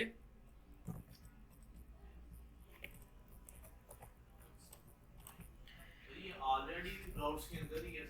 एक मिनट बस, मैं चाहता हूँ जब इसको मैं हिट करूँ तो बस क्या हो, ये कंसोल में क्या प्रिंट हो जाए, कंसोल में क्या चीज़ प्रिंट हो जाए, अंडरस्कोर अंडरस्कोर डायरेक्टरी नेम। जब मैं किसको हिट करूँ, स्लैश ओनली प्रोडक्ट्स को, दीज आर योर प्रोडक्ट्स वाले राउट को, यहाँ पे रिस्पॉन्स तो कुछ नहीं आएगा, लेकिन देखें वो उसने बाय डिफॉल्ट उसको उठा लिया, अंडरस्कोर डायरेक्टरी नेम उसने वेब नोड राउट्स और उसके अंदर जो प्रोडक्ट्स वाला फोल्डर है उसको उसने ऑटोमेटिक पिक कर लिया हमारा करंट वर्किंग डायरेक्टरी को। अब इसी के साथ हमें क्या करना था, इसी के साथ अटैच करना था प्लस प्रोडक्ट्स डॉट एचटीएमएल। अब देखिए, अब जब मैं स्लैश प्रोडक्ट्स पे जाऊंगा तो मुझे वो मिल जाए, ये देखें दीज आर प्रोडक्ट्स, और न्यू प्रोडक्ट का आगे क्या आ गया। मैं होम पेज पे जाता हूँ, क्या आ रहा है home page, go to products, click किया, दीज आर प्रोडक्ट्स, जो भी है स्पेल मिस्टेक है, चलें। न्यू प्रोडक्ट पे क्लिक किया तो अभी उसका राउट एग्जिस्ट नहीं करता, तो कांट गेट आ गया। अब ये राउट कौन सा बना है, products slash new. Products slash product तो मेरा वैसे ही राउटर यहाँ पे वो राउट कर रहा है, यहाँ देखें, यहाँ पे स्लैश प्रोडक्ट तो मुझे नहीं लगाना, क्योंकि यहाँ पे तो इतनी तो पहले ही राउटिंग हो रही है इस फोल्डर की तरफ, इसकी तरफ। तो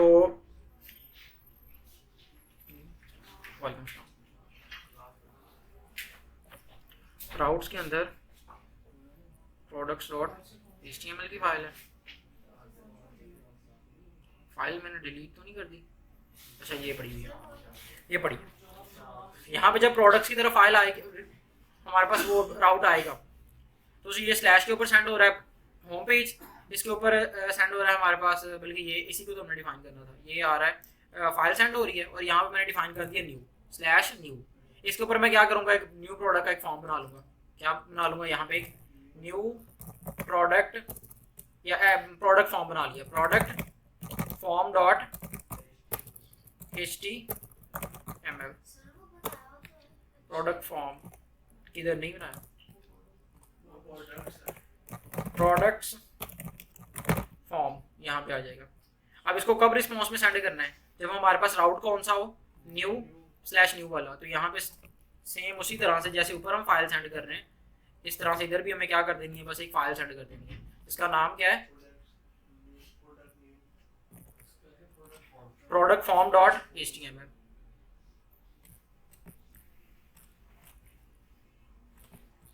इसको रिफ्रेश करते हैं, क्या आ गया, प्रोडक्ट फॉर्म।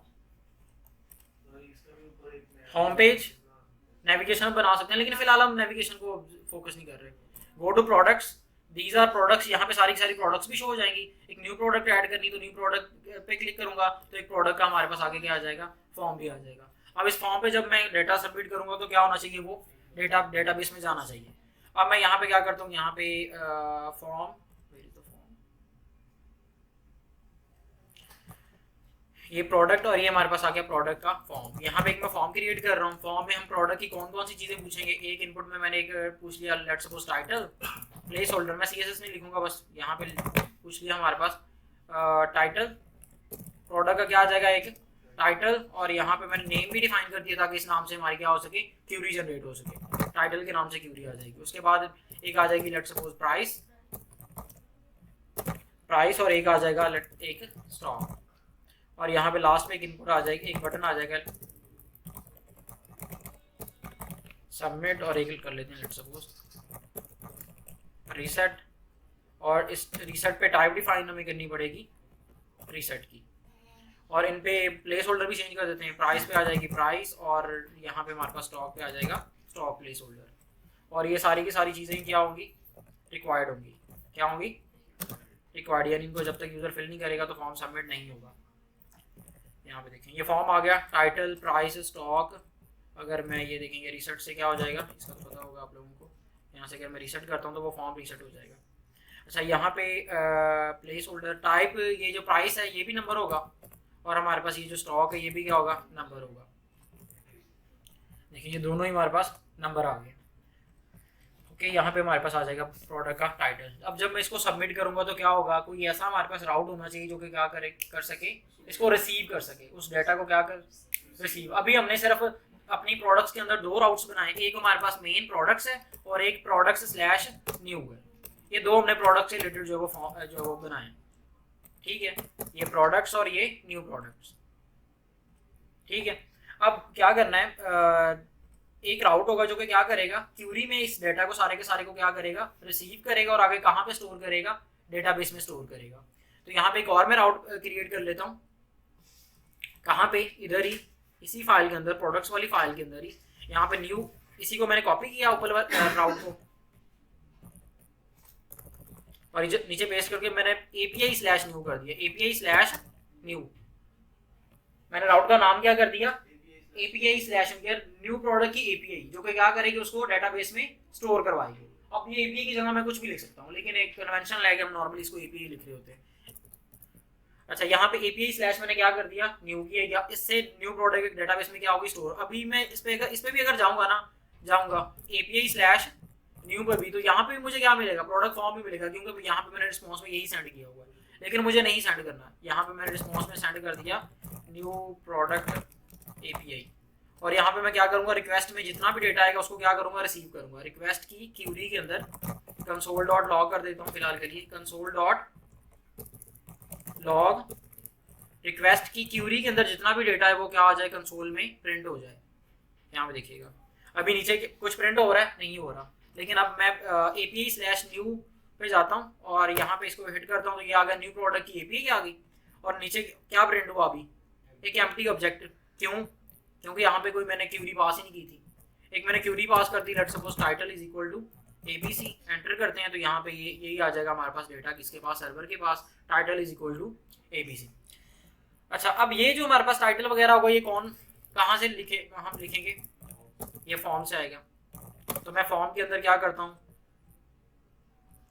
फॉर्म में चलते हैं। यहाँ पे प्रोडक्ट फॉर्म के अंदर जब मैं कहता हूँ जब फॉर्म सबमिट होगा तो ये किस राउट पे लेके जाएगा, इस डेटा को किस राउट पे लेके जाएगा, slash products slash API slash new, यहाँ पे लेके जाएगा जब मैं जो भी ये डेटा फिलअप करूँगा। यहाँ पे चेक करते हैं, मैं यहाँ पे न्यू, यहाँ पे डेटा फिल किया, ABC प्राइस कुछ, स्टॉक कुछ, सबमिट किया तो यहाँ पे देखिए वो आ गया। यहाँ पे वो सारा का सारा डेटा किधर चले गया, क्यूरी में चले गए, और यहाँ पे जो डेटा मैंने फिल किया वो इधर के कंसोल में प्रिंट भी हो गया। क्या हमें इसे प्रिंट करना है, नहीं, हमने क्या करना है, इसे डेटाबेस में क्या करना है, स्टोर करना है। डेटाबेस में स्टोर करने के लिए क्या होना चाहिए हमारे पास, आगे बात आ गई कि अब हमारे पास काम आ गया किसका, कि अब ये राउट तक डेटा, यहाँ से डेटा फिल हुआ, इंडेक्स के जरिए राउट होकर कहाँ पे चले गया, मिसाल के तौर पे आगे स्टूडेंट्स के पास, ठीक है, और स्टूडेंट से आगे अब हमने किस में भेजना है, मॉडल में, और मॉडल से कहाँ पे चले जाना है। क्या आपने मॉडल क्रिएट किया है अभी के लिए, नहीं किया, तो अब हम क्या करते हैं, मॉडल्स क्रिएट करते हैं। डिफरेंट मॉडल्स क्रिएट होंगे तो मैंने यहाँ पे क्या कर लिया, एक मॉडल्स का पहले क्या बना लिया, फोल्डर ही बना लिया, ताकि जितने भी मॉडल्स हैं वो इसमें रख सकूँ। एक हमारे पास मॉडल किसका क्रिएट होना है अभी के लिए, प्रोडक्ट्स का, तो मैंने क्या बना लिया, एक products.js की एक फाइल बना ली, इसके अंदर एक मॉडल में क्रिएट कर लूंगा प्रोडक्ट्स का। किस तरह से क्रिएट होता है, मोंगोस के जरिए ही होता है। पहले मैं क्या करता हूँ, मोंगोस को इंपोर्ट करूंगा, रिक्वायर मोंगोस, और यहाँ पे जो हमारे पास यहाँ पे जब ये हमारे पास में रिसीव होगा तो मैंने एक वेरिएबल भी बना लिया, कौन सा, मोंगोस का ही, उसको उसमें इसको मैंने क्या कर लिया, स्टोर करके रख लिया। और आगे नेक्स्ट क्या करता हूँ, इसी के इससे क्या करते हैं, अपना एक मॉडल क्रिएट करते हैं। किस तरह से क्रिएट होता है, मॉडल क्रिएट करने के लिए पहले हमें क्या चाहिए, स्कीमा, क्या चाहिए, मॉडल मीन्स हमारी डेटाबेस के अंदर कलेक्शन। अब कलेक्शन में कौन कौन सी वो कॉलम्स कौन कौन से होंगे, कौन डिफाइन करेगा, स्कीमा। मॉडल क्या है हमारे पास, प्रोडक्ट हमारी डेटाबेस के अंदर एक कलेक्शन, कलेक्शन में कौन कौन सी फील्ड्स कौन कौन सी होंगी, टाइटल, उसकी प्राइस, स्टॉक, कमेंट्स, और भी बहुत सारी चीजें होती हैं, ठीक है। तो वो जितना भी वो कौन कौन सी फील्ड्स होंगी ये कौन डिफाइन करेगा, हमारा स्कीमा। और हमारा वो जो कलेक्शन बनेगी वो कौन बनाएगा, हमारा मॉडल बनाएगा। तो पहले हमें क्या चीज चाहिए, स्कीमा, और स्कीमा के बाद क्या चीज, हमने मॉडल क्रिएट कर लेंगे। जी जी वो हमने पहले वो कलेक्शन बनाई थी, बाद में उसका डाटा बनाया। जी जी, यहाँ पहले हम डाटा डिफाइन कर रहे हैं कि किस तरह से बनेगा, किस तरह से स्कीमा डिफाइन होगा, बनेगा, और फिर स्कीमा को मॉडल के अंदर लेकर आएंगे। बिल्कुल। क्योंकि देखें, अगर हम यहाँ पे स्कीमा लेस स्ट्रक्चर हो सकता है, लेकिन उसका फायदा कोई नहीं है। जो भी आपके डेटाबेस में आपको डाटा नहीं स्ट्रक्चर्ड मिलेगा। अगर आप किसी प्रोडक्ट में आपको जो स्टॉक मिल रहा है किसी में होगा ही नहीं। तो स्कीमा फिर हमारा डिपेंडेंट होना चाहिए हमारे फॉर्म के ऊपर। जी, सेम उसी के साथ वो लिंक्ड होगा। सही। अच्छा, स्कीमा किस तरह से क्रिएट होगा, यहाँ पे हम क्या करेंगे, न्यू मोंगोस डॉट स्कीमा का मेथड है, इससे हम क्या करते हैं, अपना एक स्कीमा क्रिएट करते हैं, ठीक है। यहाँ पे मैंने स्कीमा के अंदर एक हमारे पास क्या आएगा, टाइटल आएगा, TITLE टाइटल, और टाइटल को मैंने क्या कह दिया, ये किस टाइप का होगा, ये स्ट्रिंग होगा। उसके बाद हमारे पास क्या आएगी, प्राइस आएगी, ये क्या होगी, नंबर होगा। इसमें आपने ये इसको कैपिटल लेटर से स्टार्ट करना है, ये डेटा टाइप इसको, ठीक है, ओके। उसके बाद हमारे पास क्या आ जाएगा, स्टॉक भी क्या आएगा, नंबर आएगा। ये हमारा क्या क्रिएट होगा, एक स्कीमा क्रिएट हो गया। अब ये स्कीमा को मुझे आगे यूज करना है तो एक वेरिएबल में स्टोर कर लेते हैं, ठीक है। क्योंकि आगे मैंने मॉडल इसी से बनाना है ना, तो एक वेरिएबल में भी इसको स्टोर कर सकते हैं और डायरेक्ट आगे भी पास कर सकते हैं, लेकिन वेरिएबल वाला तो बेटर वे है। यहाँ पे मैंने क्या किया, यहाँ पे एक बना लिया प्रोडक्ट्स स्कीमा के नाम से एक वेरिएबल बनाया, प्रोडक्ट्स स्कीमा, और इसके अंदर वो स्कीमा मैंने क्या जो क्रिएट किया उसको क्या कर दिया, स्टोर कर दिया, न्यू मोंगोज डॉट स्कीमा जो है। अब इससे नेक्स्ट हम क्या करते हैं, इसी स्कीमा से स्कीमा क्रिएट करने से कोई हमारा कलेक्शन क्रिएट नहीं होगी, क्योंकि कौन मॉडल बनेगा तो कलेक्शन क्रिएट होगी। तो मॉडल कैसे बनेगा, मोंगोज डॉट मॉडल के मेथड से, mongoose dot model. First argument में हम बताएंगे उस मॉडल का नेम क्या होगा, मॉडल का नेम क्या मतलब किस नाम से कलेक्शन बनेगी।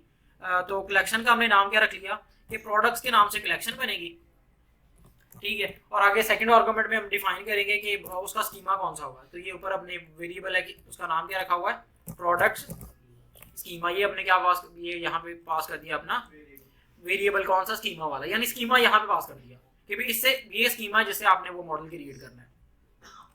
यहाँ पे इस मॉडल को हमें कहाँ पे चाहिए, एक्चुअल में प्रोडक्ट आएगी और प्रोडक्ट का डेटा हमें कहाँ पे रिसीव हो रहा है, फॉर्म में और एपीआई के API/new में, ठीक हो गया। कहाँ पे मिल रहा है, यहाँ पे हमें API/new में, यहाँ पे ये रिक्वेस्ट की क्यूरी में डेटा आ रहा है, हम भेजना इसे कहाँ है, मॉडल में, ताकि वो डेटाबेस में चले जाए।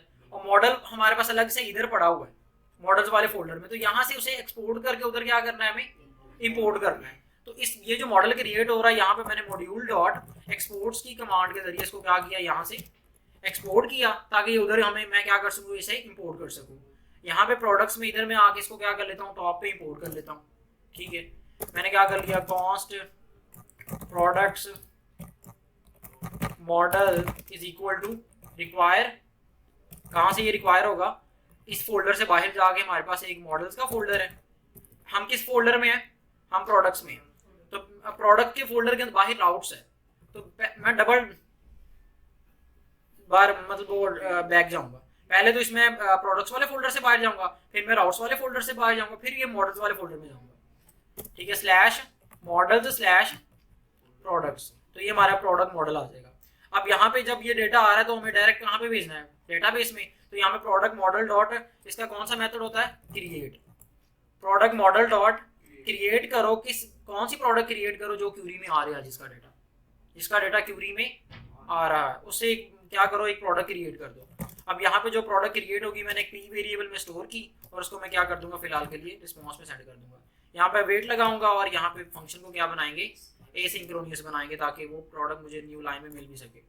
और रिस्पॉन्स में मैं क्या कर दूंगा, रिस्पॉन्स डॉट जेसन के जरिए यही जो प्रोडक्ट मेरे पास क्रिएट हुई उसे मैं रिस्पॉन्स में क्या कर दूंगा, सेंड कर दूंगा, कि जो क्रिएट हुई है वही रिस्पॉन्स में सेंड हो जाए।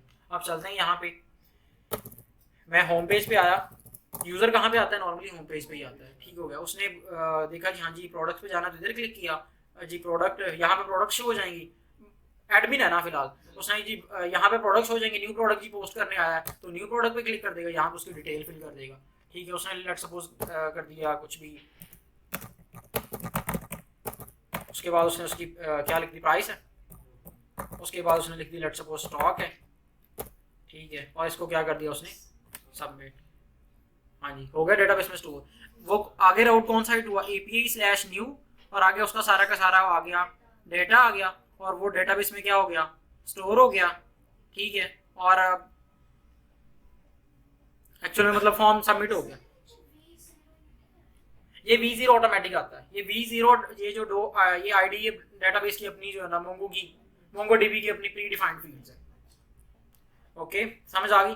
अब मैं यहाँ से वापस जो जब प्रोडक्ट्स पे जाता हूँ, ठीक है, तो मैं चाहता हूँ जब मैं प्रोडक्ट सबमिट कर लूँ ना तो वापस मैं किस पेज पे आ जाऊँ, इस वापस पेज पे आ जाऊँ, दीज आर योर प्रोडक्ट्स। और यहाँ पे मुझे क्या मिलनी चाहिए, प्रोडक्ट्स मिलनी चाहिए। अगर यहाँ पे क्या मिलनी चाहिए, सारी की सारी प्रोडक्ट्स।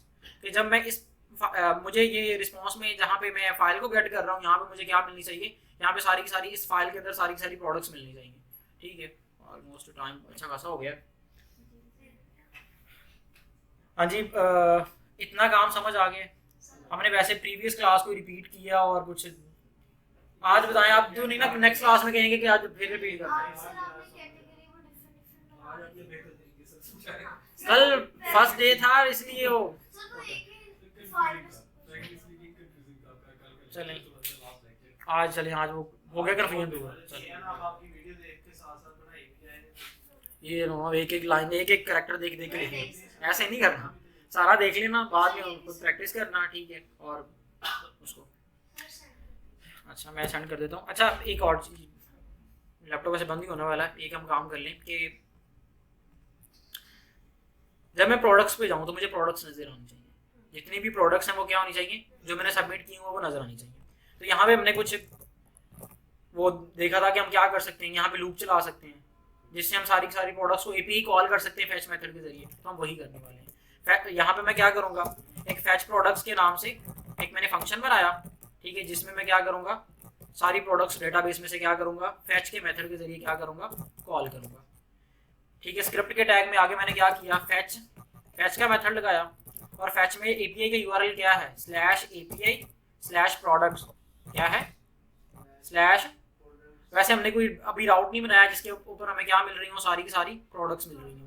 तो यहाँ पे इसी को मैंने कॉपी किया होम को, और यहाँ पे मैंने कहा कि अगर कोई /products/API पे आता है, /products/API पे आता है, तो उसे रिस्पॉन्स में क्या चीज़ सेंड कर देनी है, सारी की सारी प्रोडक्ट्स एसिंक्रोनियस। और यहाँ पे हम क्या कर लेंगे, ये प्रोडक्ट्स मॉडल डॉट कौन सी कमांड है, फाइंड की, जिसने सारी की सारी प्रोडक्ट्स क्या कर लेनी है, फाइंड कर लेनी है।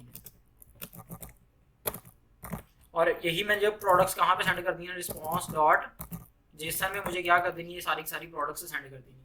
टेस्ट करते हैं क्या ये चल रहा है। अगर मैं प्रोडक्ट्स/API पे जाता हूँ, ओनली API, तो मुझे क्या मिल रही है, सारी की सारी प्रोडक्ट्स मिल रही हैं।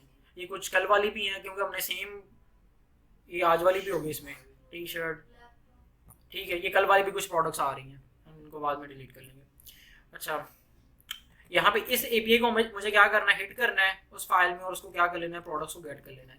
प्रोडक्ट्स/API को जब हम हिट करें तो मुझे क्या मिलेंगी, प्रोडक्ट्स मिलेंगी, ठीक है। वो प्रोडक्ट्स P वाले वेरिएबल मैंने स्टोर की, चलिए ये यहाँ तक काफ़ी, सिर्फ कंसोल में प्रिंट कर, फंक्शन को क्या बनाना है, एसिंक्रोनियस, और यहाँ पे मैं प्रोडक्ट्स को क्या कर दूंगा, कंसोल में console.log करवा दूंगा, और प्रोडक्ट्स को जेसन में कन्वर्ट भी करना था। जो रिस्पॉन्स आएगा उसको क्या करना है, p.json, और जब जेसन में कन्वर्ट होगा तो इसमें भी क्या होगा, टाइम लगेगा, तो यहाँ पे भी हम क्या लगाएंगे, अवेट, और अब console.log कर देंगे हम। ओके, तो यहाँ पे जो हमने टाइटल h2 क्रिएट किया था उसके अंदर हमने क्या किया, इनर टेक्स्ट में क्या चीज़ स्टोर कर दी, इसी प्रोडक्ट की, ये v में पूरी की पूरी प्रोडक्ट मिल रही होगी, पूरी प्रोडक्ट का ऑब्जेक्ट, तो उसकी हमने क्या चीज़ स्टोर कर देनी है, v.टाइटल किस में स्टोर कर दिया, इस टाइटल वाली डिव के अंदर, ठीक है। अब इस जो टाइटल वाली डिव को, इस टाइटल को हमने किस में इंजेक्ट कर देना है, सिंगल प्रोडक्ट में, और सिंगल प्रोडक्ट को किस में इंजेक्ट कर देना है, प्रोडक्ट्स की डिव के अंदर। ये इस तरह से हमने 2-3 क्या करने हैं, अपेंड चाइल्ड कर देने हैं।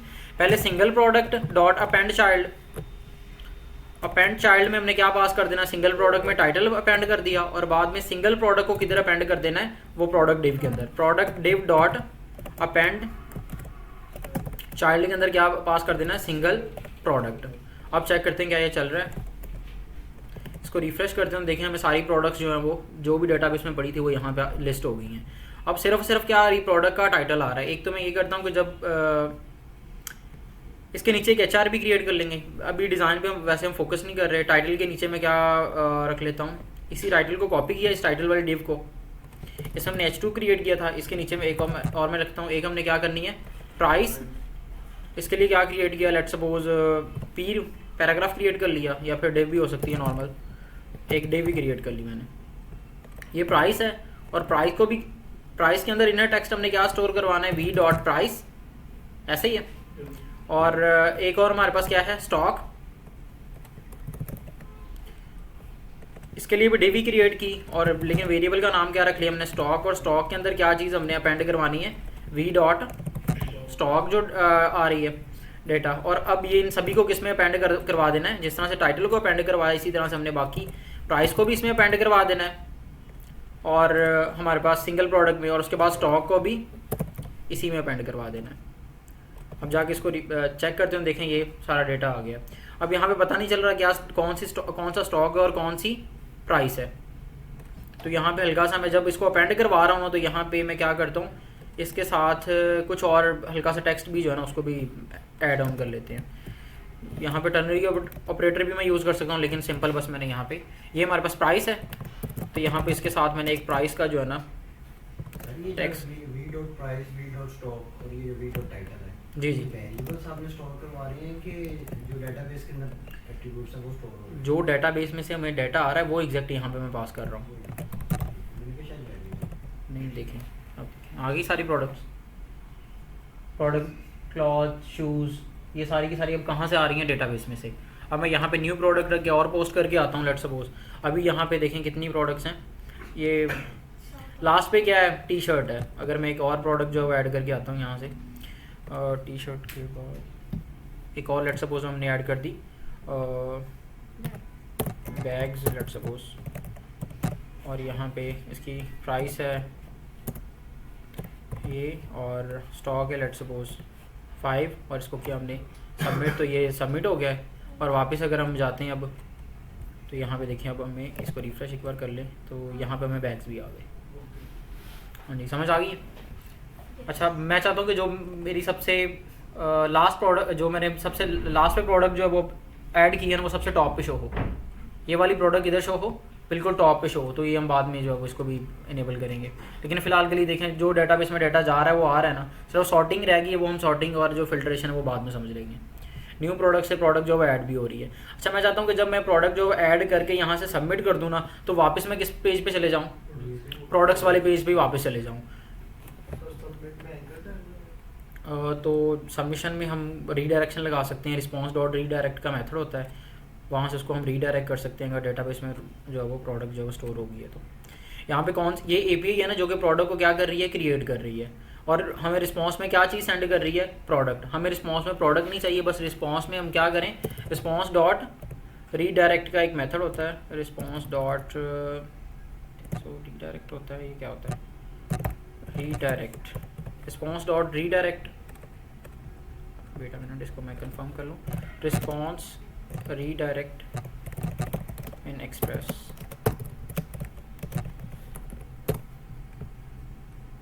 और रिस्पॉन्स डॉट यही होता है, रीडायरेक्ट ही होता है।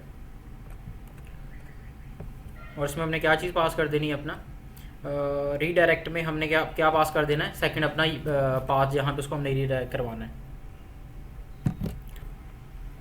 यहाँ पे जब हमारे पास प्रोडक्ट जो है पोस्ट हो जाए तो हमने कहाँ पे रीडायरेक्ट करवाना है, स्लैश प्रोडक्ट्स वाले पेज के ऊपर। ऐसा ही है, जब हमारे पास न्यू प्रोडक्ट एपीआई में क्या हो जाए, क्रिएट हो जाए, तो रिस्पॉन्स में क्या हो जाए, हम रीडायरेक्ट हो जाएं कौन से पेज पे, स्लैश प्रोडक्ट्स वाले पेज पे, वो वापस हम उधर उन्हीं प्रोडक्ट्स वाले पेज पे आ जाएंगे।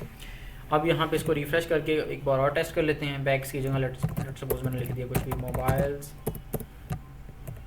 ठीक है, ये प्राइस है, और यहाँ पे कुछ स्टॉक है, और इसको किया हमने, जैसे ही सबमिट किया तो ये कह रहा है प्रोडक्ट्स आना था, ये सेम वही। बैक आते हैं, अगेन इसको सबमिट करते हैं तो हम कहाँ पे चले गए, देखें यहाँ पे मोबाइल्स आ गए, और प्रीवियस जो प्रोडक्ट थी वो भी 2 बार एक प्रोडक्ट ऐड होगी, क्योंकि वो पहले भी होगी। हाँ जी, समझ आ गई है। मोबाइल्स कुछ और, बस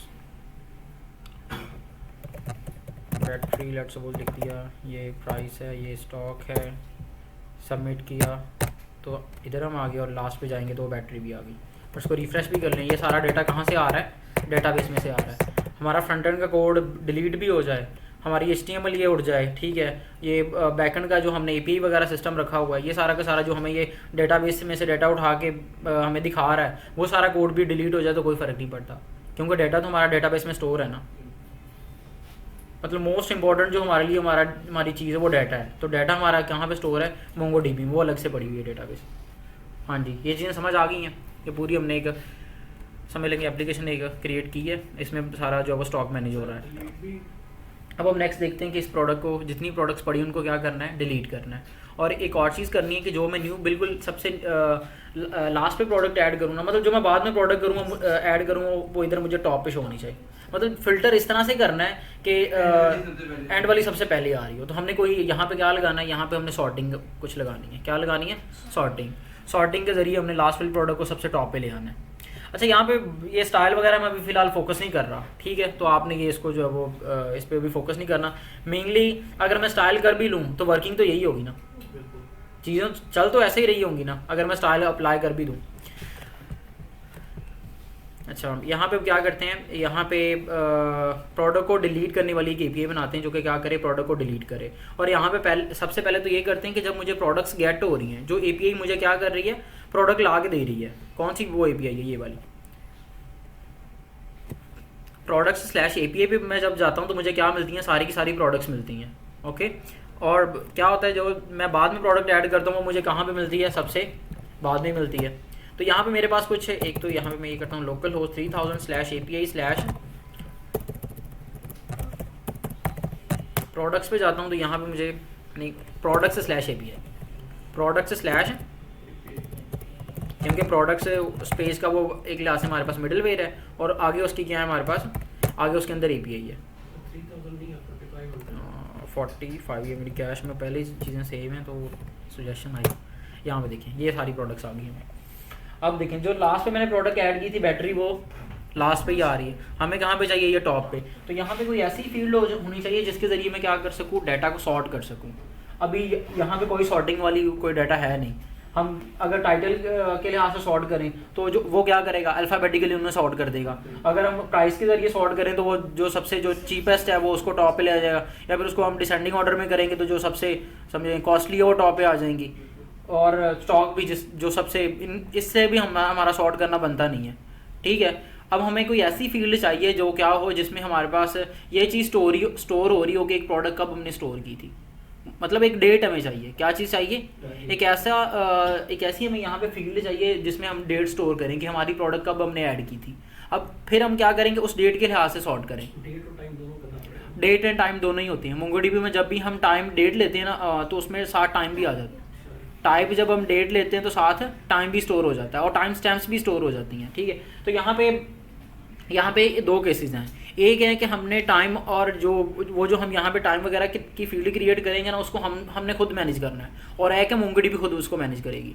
उसके लिए हमारे पास एक टाइम स्टैम्प की एक वैल्यू होती है, उसे अगर हम ट्रू कर देना तो टाइम ऑटोमेटिकली जो उसको मैनेज कर लेता है मोंगोडीबी खुद ही। जब भी हमारा कोई रिकॉर्ड जो है डेटाबेस में स्टोर होता है तो वो क्या करता है, उसमें ऑटोमेटिकली क्रिएटेड ऐड के नाम से एक फील्ड ऐड करके उसमें उस टाइम जिस टाइम वो एक लिहाज से सेव हो रही होती है उसी टाइम क्या करता है, वो उस टाइम जो टाइम होता है वो वहाँ पर स्टोर कर देता है। ये आईडी जो दी आ रही है जी जी, तो एक और ऑटोमेटिक ऐड हो जाएगी। एक और चीज़ होती है वहाँ पे, एक होता है अपडेटेड ऐड की फील्ड, एक होती है अगर हम बाद में एक मैंने प्रोडक्ट ऐड की उसमें मैं क्या करूँ, कुछ अपडेट करूँ, तो साथ में वो भी स्टोर हो जाता है कि मैंने कब कब अपडेट किया था उस प्रोडक्ट को। ये भी सारा का सारा जो है रिकॉर्ड में क्या हो जाता है, स्टोर हो जाता है। तो ये चीज़ें बाय डिफ़ॉल्ट भी हो सकती हैं और मैनुअल भी हम इनको मैनेज कर सकते हैं, लेकिन डिफ़ॉल्ट सिंपल वे है जो मोंगोडीबी खुद है, और उसमें गलती के चांसेस भी नहीं है, मोंगोडीबी खुद ही उसको मैनेज करेगा।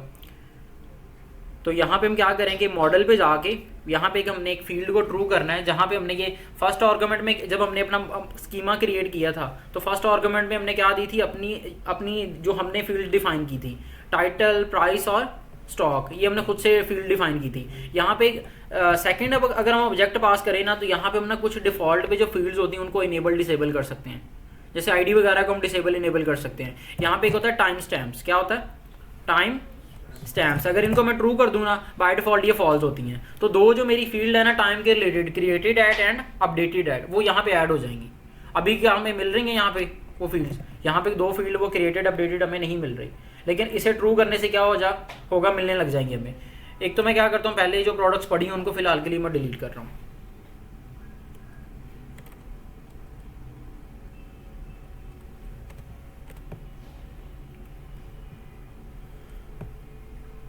क्या हमने ई-कॉमर्स -ऐप और यहाँ पे जो प्रोडक्ट्स पड़ी हुई हैं, मैं प्रोडक्ट की पूरी कलेक्शन को डिलीट कर देता हूँ। ड्रॉप कलेक्शन, सारी कलेक्शन हो गई। इसको रिफ्रेश करते हैं, कोई डाटा नहीं मिल रहा, क्या है, एम्प्टी अरे।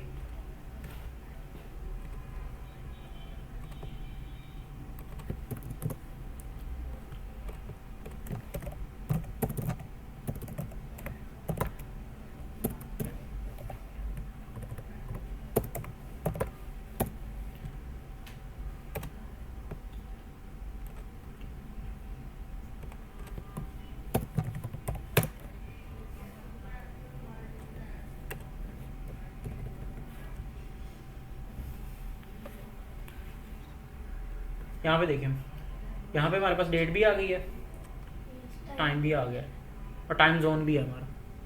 ये ऑटोमेटिकली मोंगोडीबी क्या कर रहा है, इसको खुद से मैनेज कर रहा है। हाँ जी, समझ आ गई। अब हमने इस लिहाज से क्या कर लेना, अपने प्रोडक्ट्स को सॉर्ट कर लेना है। जब हम सॉर्टिंग करते कैसे हैं, फ़िलहाल के लिए ये करने से सॉर्टिंग नहीं हो जाएगी, क्योंकि हमने तो सिर्फ 2 फील्ड्स ऐड की हैं, अभी हमने बताया नहीं कि किस फील्ड से सॉर्ट करना है हमें। तो यहाँ पे एक और मैं एक और प्रोडक्ट पहले ऐड कर लूँ,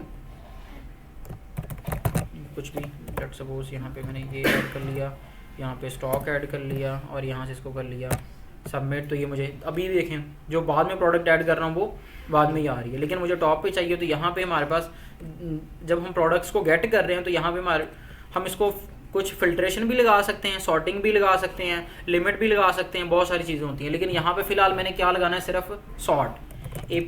इसी के बाद फाइंड के बाद क्या होता है, जब फाइंड हो जाए तो क्या करना है, उन्हें मुझे सॉर्ट करना है। और यहाँ पे हम एक ऑब्जेक्ट में बताएंगे किस फील्ड के लिहाज से सॉर्ट करना है। नहीं, फील्ड का नाम क्या है, क्रिएटेड एट। अब उसको असेंडिंग ऑर्डर में सॉर्ट करना है या डिसेंडिंग ऑर्डर में। असेंडिंग मीन जिस ऑर्डर में वो आ रही हैं ऐसे ही रहेंगी, यानी जो सबसे पहले प्रोडक्ट स्टोर हुई हो पहले मिलेगी, जो बाद में वो बाद में मिलेगी। लेकिन अगर मुझे डिसेंडिंग ऑर्डर में चाहिए तो यहाँ पे -1 लगा देंगे। तो यहाँ पे देखिएगा, इसको रिफ्रेश करते हैं तो मोबाइल टॉप पे आ गया, जो बाद में प्रोडक्ट ऐड की थी वो बाद में आ गई है। यहाँ से इसको एक और प्रोडक्ट ऐड कर लेते हैं, लेट्स सपोज लैपटॉप, ये है इसकी, ये स्टॉक है। इसको जैसे ही सबमिट करते हैं तो लैपटॉप की तरह है बिल्कुल टॉप पे, और जो सबसे पहले हमने बैग ऐड किया था वो सबसे लास्ट पे। समझ आ गई। आप किसी भी फील्ड के लिहाज से सॉर्ट कर सकते हैं। अगर मैं सॉर्ट कर दूं प्राइस के लिहाज से, किससे, प्राइस, तो फिर मुझे यहाँ पे क्रिएटेड ऐड की जगह पास कर दूं प्राइस, तो अब वो प्राइस मुझे उसी ऑर्डर में दिखाएगा डिसेंडिंग। यहाँ पे रिफ्रेश, यहाँ पे देखें सबसे जो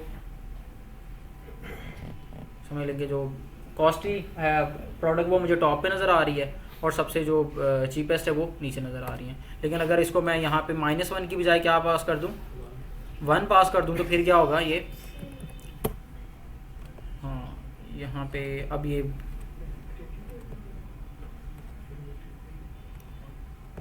यहाँ पे देखिए आप बहुत सारी मोबाइल डिवाइसेस में या कहीं पे भी आपको डेटा शो हो रहा तो वहाँ पे सॉर्ट होता है, lower to high, high to low. Mobile application हर जगह पे होता है, ठीक है, फिल्टर्स होते हैं, ठीक है, ये इसी तरह से काम कर रहे होते हैं। हाँ, समझ आ गई है। इस तरह से हम क्या कर सकते हैं, अपने प्रोडक्ट को मतलब ये सॉर्ट कर सकते हैं। मैं वापस से क्रिएटेड ऐड के साथ इसको रिवर्ट कर देता हूँ। यहाँ पे क्रिएटेड ऐड -1, मल्टीपल चीज़ें लगा सकते हैं। मतलब वो क्या करेगा, जिस ऑर्डर में पहले वो क्या करेगा, उसको सॉर्ट कर देगा क्रिएटेड ऐड के लिहाज से, और बाद में उसको जो आप जितनी भी चीज़ों सॉर्टिंग करना चाहें। लेकिन वो आपको खुद भी थोड़ा सा मुश्किल से ही समझ आता है जब मल्टीपल सॉर्टिंग अप्लाई हुई होती है। ठीक है, कि वो सही हुआ भी है। ऑप्शन भी होता है सर, ठीक है, चीपेस्ट टू 2-3 सदी उन्होंने सेलेक्ट बार बना के हाँ दी होती है। उसको वही इसीलिए मैं पूछा था ना, उसमें तो यही होता है ना कि आप पहले ब्रांड सेलेक्ट कर लो, फिर आप प्राइस को सेलेक्ट कर लो, आप 3-4 चीज़ें सेलेक्ट करते हो, एक दफ़ा अप्लाई करते हो तो सारी उसी हिसाब से सारी उसी लिहाज से। वो अभी फ्रंट एंड नहीं ना हमने किया, अभी तो हम सिर्फ क्या कर रहे हैं खुद ही कोड में कि बैक एंड पे कैसे हो रहा होता है। बैक एंड पे पूछा था ना, जी जी, किस तरह से होगा अगर हम मल्टीपल जो है सॉर्टिंग इकट्ठी करना चाह रहे हैं। मल्टीपल सॉर्टिंग इकट्ठी करना चाह रहे हैं तो यहाँ पे कॉमा लगा के वो भी ऐड कर दें। कॉमा लगा के यहाँ पे कॉमा लगा के आप दूसरा भी ऐड कर दें कि पहले क्रिएटेड ऐड के लिहाज से सॉर्ट होगा, बाद में प्राइस के लिहाज से जो है वो सॉर्ट हो जाएगा। ठीक, यहाँ तो कोई फर्क नहीं पड़ेगा क्योंकि क्रिएटेड एक टाइम स्टैम्प के साथ मौजूद है, तो हाँ। टाइम तो हो नहीं सकती, दो हो नहीं सकती, यहाँ पे थोड़ा सा मुश्किल है।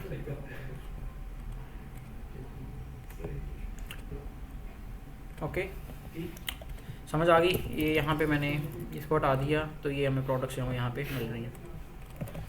आगे देखते हैं इनको प्रोडक्ट को क्या करना हो, अगर किसी प्रोडक्ट को मुझे डिलीट करना हो या फिर एडिट करना हो तो वो कैसे होगा।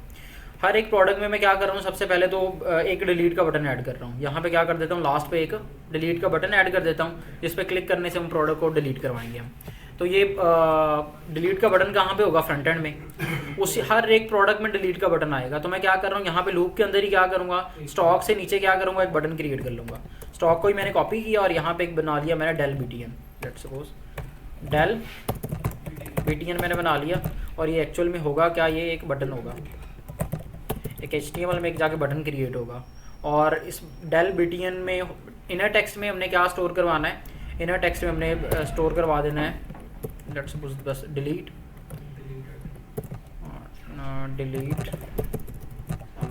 वालेकुम अस्सलाम। सर टाइप सी केबल चाहिए थी, सर शुरू मांग रहे थे। नहीं उधर रूम में जाकर उधर देखो, जी स्टीव जॉब वाले रूम में जाकर चेक कर, उधर पड़ी हुई कोई ना। उस्मान से पूछा था मैंने, नहीं पड़ी। नहीं पड़ी, फिर मेरे पास भी नहीं है, मेरे पास भी चलो हाँ। डेल बीटीएन, और डेल बीटीएन को भी किधर भेज देना हमने, कहाँ पे जी? वेरिएबल जो डिफाइन किया उसके हाँ यहाँ पे भी क्या करना है, del BTN dot inner text में हमने क्या शो करवा देना है, डिलीट। तो जितनी बार लूप चलेगा उतनी बार हर प्रोडक्ट के नीचे एक जो है वो डिलीट का बटन भी आ जाएगा। यहाँ पे देखिए हर एक प्रोडक्ट के नीचे क्या आ गया, उसी तरह डिलीट का बटन भी आ गया। अब जिस भी प्रोडक्ट के डिलीट के बटन पे क्लिक करेंगे तो हमें क्या हो जाएगी, वो प्रोडक्ट डिलीट हो जाएगी। डिलीट, हम जिस भी प्रोडक्ट के डिलीट के बटन पे क्लिक करेंगे तो हर एक जो प्रोडक्ट है उसकी क्या एक यूनिक आईडी है। क्या है? मोंगोडीबी वाली अंडरस्कोर वाली जो आईडी वो यूनिक है। तो जब भी मैं इस डिलीट के बटन पे क्लिक करूंगा तो एक फंक्शन कॉल होगा जिसमें मैं इस प्रोडक्ट की आईडी भेज दूंगा, बस दैट्स इट। आगे वो फंक्शन क्या करेगा, प्रोडक्ट को डिलीट करवा देगा। एक फंक्शन होगा जिसमें मैं क्या करूंगा, जिसको मैं कॉल करूंगा इस बटन पे क्लिक होने से, और उसमें भेजूंगा क्या, इसी प्रोडक्ट की आईडी जिसके डिलीट के बटन पे मैंने क्या किया है, क्लिक किया है। क्योंकि ये एक लूप के अंदर सारे के सारे बटन आ रहे हैं और हर एक प्रोडक्ट एक लूप के अंदर है, तो क्या होगा, हर एक प्रोडक्ट के अंदर हमें उसकी यूनिक आईडी मिल ही रही है। वी में पूरा का पूरा वो रिकॉर्ड मिल रहा है, तो उसकी आईडी भी तो अवेलेबल है वहीं पे। तो हम यहाँ पे एक फंक्शन बना लेते हैं डेल प्रोडक्ट के नाम से। एक मैंने यहाँ पे एक फंक्शन बनाया डिलीट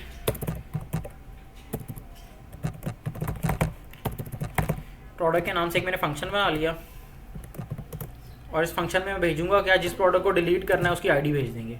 और फिलहाल के लिए मैं कहता हूँ वो प्रोडक्ट, वो आईडी क्या हो जाएगी, अलर्ट हो जाएगी। वो आईडी कहाँ पे मुझे शो हो जाएगी, अलर्ट में आ जाएगी जब मैं डिलीट प्रोडक्ट किसी बटन पे क्लिक करूँगा तो।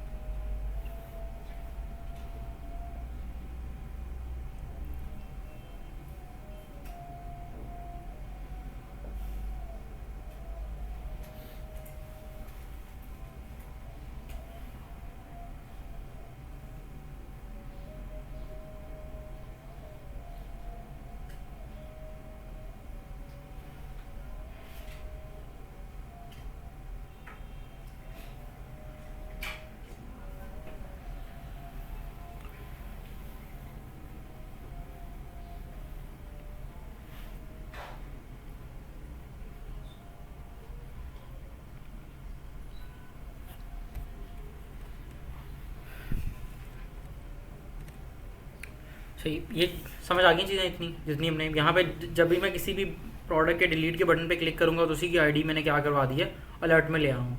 ये इतना समझ आया है? यहाँ पे देखिए मैंने क्या किया, जहाँ पे मैं बटन क्रिएट किया था वहीं पे मैंने उसी बटन के ऊपर क्या किया, एक इवेंट लगा दिया, कौन सा, क्लिक का। और जब उस बटन पे क्लिक होगा तो मैं क्या किया, मैंने डिलीट प्रोडक्ट वाले फंक्शन को कॉल किया जो कि मैंने ऊपर डिफाइन किया है, और उसके अंदर भेजा क्या, इसी प्रोडक्ट की आईडी। अब वो फंक्शन क्या करेगा, उस फंक्शन के अंदर हमें एपीआई कॉल करेंगे जो कि प्रोडक्ट को क्या करवा देगी, डिलीट करवा देगी।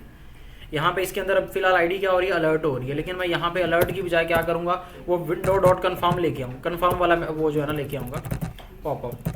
क्या लेके आएंगे, कन्फर्म। वो जो पॉपअप आता है, मैंने बिल्कुल स्टार्ट पे आपको बताया था कि 3 तरह के पॉपअप होते हैं जावास्क्रिप्ट के बिल्ट इन।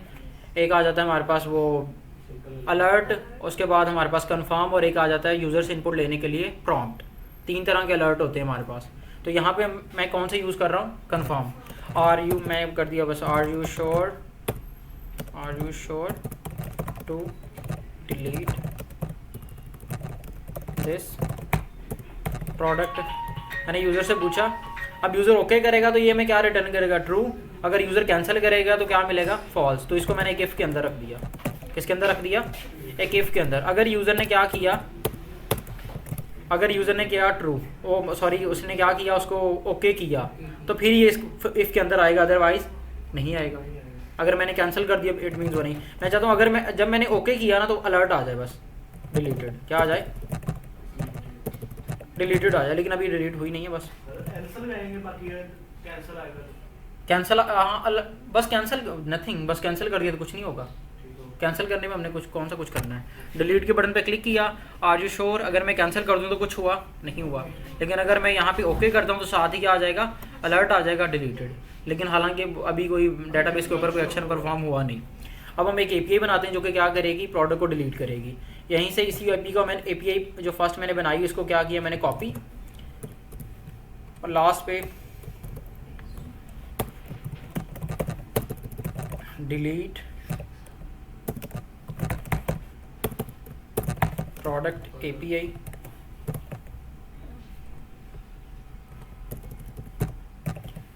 कुछ भी हो सकता है, लेकिन बस यहाँ पे मैंने फंक्शन को कॉल करेंगे। जब फंक्शन को कॉल करेंगे तो इसमें क्या भेजूंगा, मैं जिस प्रोडक्ट को डिलीट करना उसकी जो है ना क्यूरी में आईडी भेज दूंगा। क्या भेज दूंगा, क्यूरी में उसकी प्रोडक्ट की आईडी भेज दूंगा। रिक्वेस्ट की क्यूरी में सिर्फ उसकी आ जाएगी आईडी। अच्छा, यहाँ पे फाइंड बाय आईडी एंड मैं क्या लगा दूंगा, डिलीट। मेथड कौन सा यूज़ करेंगे, find by ID and delete वाला मेथड यूज़ करेंगे। और यहाँ पे सॉर्टिंग का तो अभी कोई ज़रूरत है नहीं। और यहाँ पे जब डिलीट करेंगे तो इसमें सिर्फ find by ID and delete में हमने क्या भेजनी, सिर्फ और सिर्फ प्रोडक्ट की आईडी। ठीक हो गया। तो यहाँ पे मैंने रिक्वेस्ट डॉट क्यूरी में हम भेजूंगा क्या चीज़, आईडी भेजूंगा और उसमें उससे क्या कर देना, प्रोडक्ट को डिलीट कर देना। और अगर प्रोडक्ट डिलीट होगी तो रिस्पॉन्स के जेसन में सेंड कर देना है, बस रिस्पॉन्स डॉट सेंड कर देना है डिलीटेड। क्या सेंड कर देना है, रिस्पॉन्स डॉट सेंड कर देना है, बस डिलीटेड सक्सेसफुली, कुछ भी अलर्ट भी भेज सकते हैं यहाँ पे। नहीं, यहाँ पे अलर्ट नहीं होगा, ये बैकएंड है। अलर्ट कहाँ पे आता है, फ्रंट एंड, ये बैक एंड। यहाँ पे ये एपीआई कॉल हो रही है यहाँ पे हमने। और देखें एपीआई के नाम से पहले ऊपर प्रोडक्ट वो बनी हुई है, ठीक है, वो पहले एपीआई बनी हुई, तो सेम नाम से हम नहीं बना सकते। तो यहाँ पे एक तो मैं क्या कर रहा हूँ, एपीआई स्लैश मैं क्या कर देता हूँ, delete product slash API slash delete, या फिर डिलीट स्लैश एपीआई कर सकते हैं, या फिर मैंने स्लैश लगा दिया डिलीट, बस ओनली क्या लगा दिया, slash delete, product slash delete. और आगे इसमें क्या भेजूंगा, प्रोडक्ट की आईडी जिसको मुझे क्या करना है, डिलीट करना है। कहाँ पे, क्यूरी में। तो इससे प्रोडक्ट अगर डिलीट हो जाएगी तो मुझे मैसेज आ जाएगा प्रोडक्ट डिलीटेड सक्सेसफुली। और एक यहाँ पे है हमारे पास, इसका मेथड क्या है, क्या अभी मैंने क्या रखा हुआ है, गेट। बाद में हम जब थोड़ा सा आगे फर्दर चीज़ों को एक्सप्लोर करते हैं तो हम समझेंगे कि यहाँ पे मेथड भी हम चेंज करेंगे। अगर प्रोडक्ट डिलीट करनी होगी तो मेथड डिलीट लगाएंगे, अपडेट करनी होगी तो पुट लगाएंगे, ठीक होगा। लेकिन वो बाद में हम समझते हैं। फिलहाल के लिए ये मैं आपको सिर्फ बताना चाह रहा हूँ कि वो ज़रूरी नहीं है कि यहाँ पे मेथड हम गेट पोस्ट पुट डिलीट लगाएं, वो ज़रूरी नहीं है। वो बस एक फॉर्मेलिटी है और समझ लेंगे एक कन्वेंशनल वे है। बाकी यहाँ पे जो मेथड को चेंज करना ज़रूरी नहीं है। यहाँ पे बाकी आगे समझ लेंगे कहाँ पे ज़रूरी भी होता है। अब यहाँ पे मुझे क्या कर देना है, अगर वो यूज़र ने उसको क्या किया, ओके किया, तो मुझे क्या कर देना, आगे जो है वो उसको कॉल कर देना है। किसको कॉल कर देना है, स्लैश प्रोडक्ट्स स्लैश डिलीट को, क्योंकि वो पड़ी हुई तो प्रोडक्ट्स वाली फाइल के अंदर ही है ना। ये एपीआई कहाँ पे पड़ी हुई है, प्रोडक्ट्स के अंदर ही पड़ी हुई है ना। तो प्रोडक्ट्स स्लैश क्या आ जाएगा, डिलीट, प्रोडक्ट्स स्लैश डिलीट। और इसमें आगे मुझे क्या भेजना है, एक आईडी भेजनी है। कहाँ पे, क्यूरी में। यहाँ पे मैंने क्यूरी लगाई किस नाम से, आईडी के नाम से। और यहाँ पे मैं क्या भेज दूंगा, वही आईडी जो यहाँ पे पास हुई है।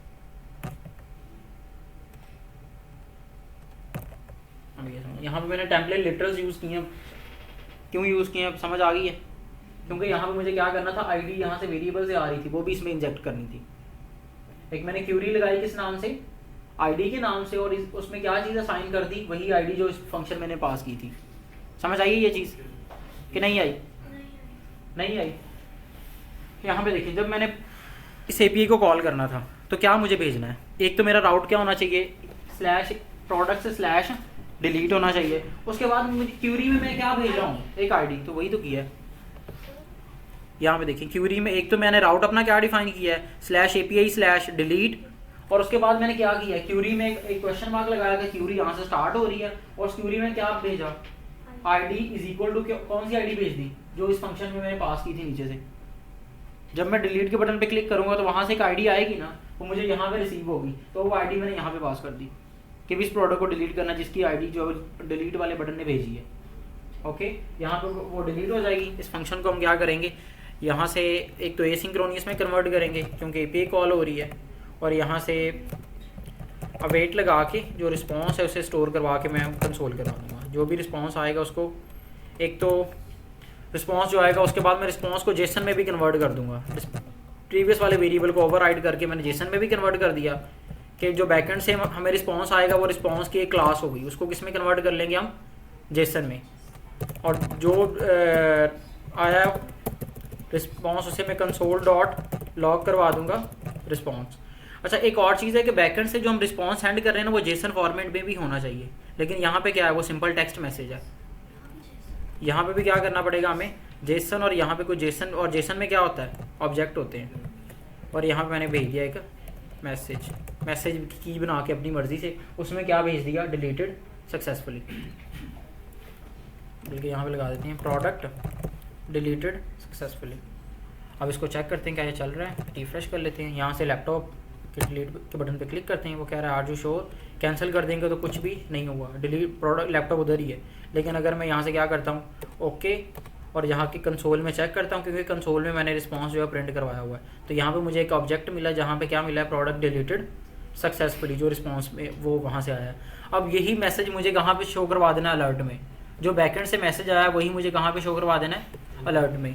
तो यहाँ पे जो रिस्पॉन्स है, रिस्पॉन्स एक हमें ऑब्जेक्ट मिला है बैकएंड से, और उसके अंदर कौन सी एक की अवेलेबल है, मैसेज के नाम से, जो हमने खुद ही भेजी है अपनी मर्जी से। एक बैकएंड से हमें जो रिस्पॉन्स मिला है वो किस फॉर्म में है, वो है हमारे पास जिस एक ऑब्जेक्ट फॉर्म में। और यहाँ पे जब हम कंसोल करवा रहे हैं, कंसोल की बजाय मेरे उसको क्या करवा दूंगा, अलर्ट करवा दूंगा। और बैकएंड से रिस्पॉन्स एक ऑब्जेक्ट मिल रहा है, लेकिन उसमें से मुझे क्या चीज़ सिर्फ दिखानी है अलर्ट में, उसका मैसेज। तो मैंने अलर्ट करवा दिया रिस्पॉन्स डॉट मैसेज। और जब ये प्रोडक्ट जो है वो एक लिहाज से वो हो जाए,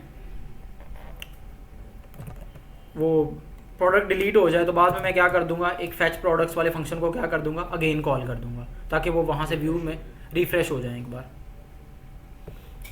ये हम रिफ्रेश नहीं किया करेंगे, बाद में समझ लेंगे क्यों, कब ये हम, क्योंकि रिफ्रेश करने से वो दोबारा एक बार कॉल जाएगी, दोबारा से ये आएंगी। ये हम आगे देख लेंगे कि आगे इनको हमने क्या किया करना है कि अगर किसी प्रोडक्ट को मुझे डिलीट किया तो सिर्फ व्यू में से वो प्रोडक्ट गायब हो जाएगी। यही नहीं होगा कि मैं दोबारा से कॉल करूँ। ये रिफ्रेश वाला आगे हम बाद में समझ लेंगे कि इसको किस तरह से। अब मैं मोबाइल डिलीट के बटन पे क्लिक किया, कैंसिल किया, कुछ भी नहीं हुआ, रिफ्रेश भी कर लूँ, कुछ भी नहीं हुआ। यहाँ से डिलीट के बटन से जैसे मैंने ओके किया तो आ गया प्रोडक्ट डिलीटेड सक्सेसफुली, और ओके करते हैं तो यहाँ से मोबाइल रिफ्रेश हो गया है। लेकिन आई थिंक सो इसको हमने ना रिफ्रेश नहीं किया था, ये यहाँ पे ये कॉल तो हो गया था, लेकिन वो ना पेज रिफ्रेश नहीं, फैच प्रोडक्ट्स। अब दोबारा करते हैं इसको टेस्ट, शायद रिफ्रेश नहीं किया था पेज को। डिलीट के बटन पे क्लिक किया, आर यू श्योर, यहाँ से ओके किया तो प्रोडक्ट डिलीटेड सक्सेसफुली। फंक्शन क्यों नहीं कॉल हो रहा,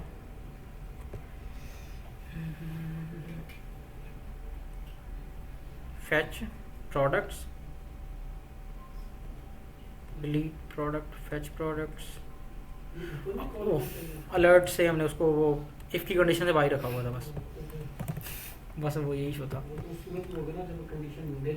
जब मैं कैंसिल करूँगा, अब न्यू प्रोडक्ट एक ऐड करते हैं, सपोज बैग, सबमिट, आ गया बैग। एक और प्रोडक्ट ऐड करते हैं,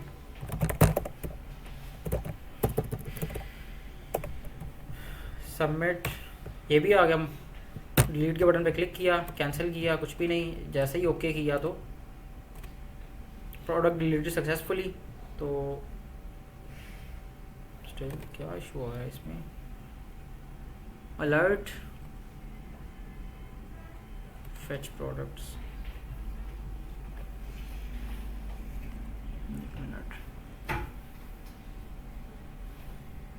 हमने ये नहीं किया हुआ कि जब भी वो लूप चलेगा तो पहले से जो प्रोडक्ट्स पड़ी हैं उनको तो हमने एम्प्टी नहीं किया हुआ। कंटेनर के अंदर जो प्रोडक्ट्स पड़ी हुई हैं उनको हमने एम्प्टी नहीं किया। लास्ट में भी यही है, जो प्रोडक्ट्स डिव है उसकी हमने क्या करना है, इनर HTML को क्या कर देना एक बार क्लीन, जब भी वो फंक्शन चलेगा तो।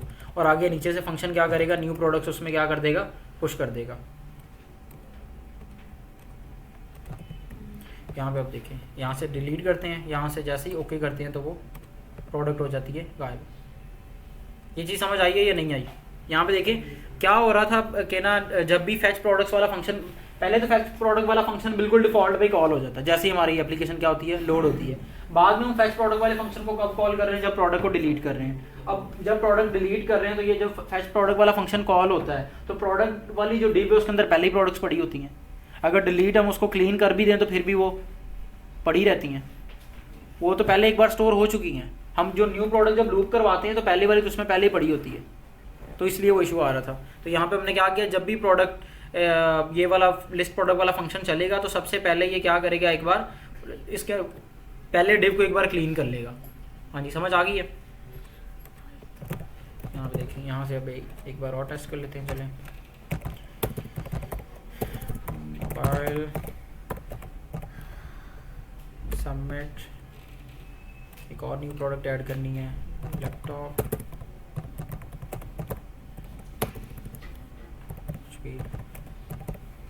38, सबमिट। मोबाइल को डिलीट करना है, कैंसिल के ओके करते हैं तो साथ ही क्या हो जाएगा, प्रोडक्ट डिलीटेड सक्सेसफुली। ओके करते हैं तो मोबाइल क्या हो जाएगा, रिमूव। मैं कैंसिल भी कर दूँगा, वो तो सिंपल एक अलर्ट था। समझ आ गई है? ठीक है, प्रोडक्ट डिलीट भी हो रही है। अब लास्ट पे रह गया क्या चीज़, अगर प्रोडक्ट को क्या करना, मैंने एडिट करना हो, क्या करना हो, एडिट करना हो, तो वो कैसे होगी।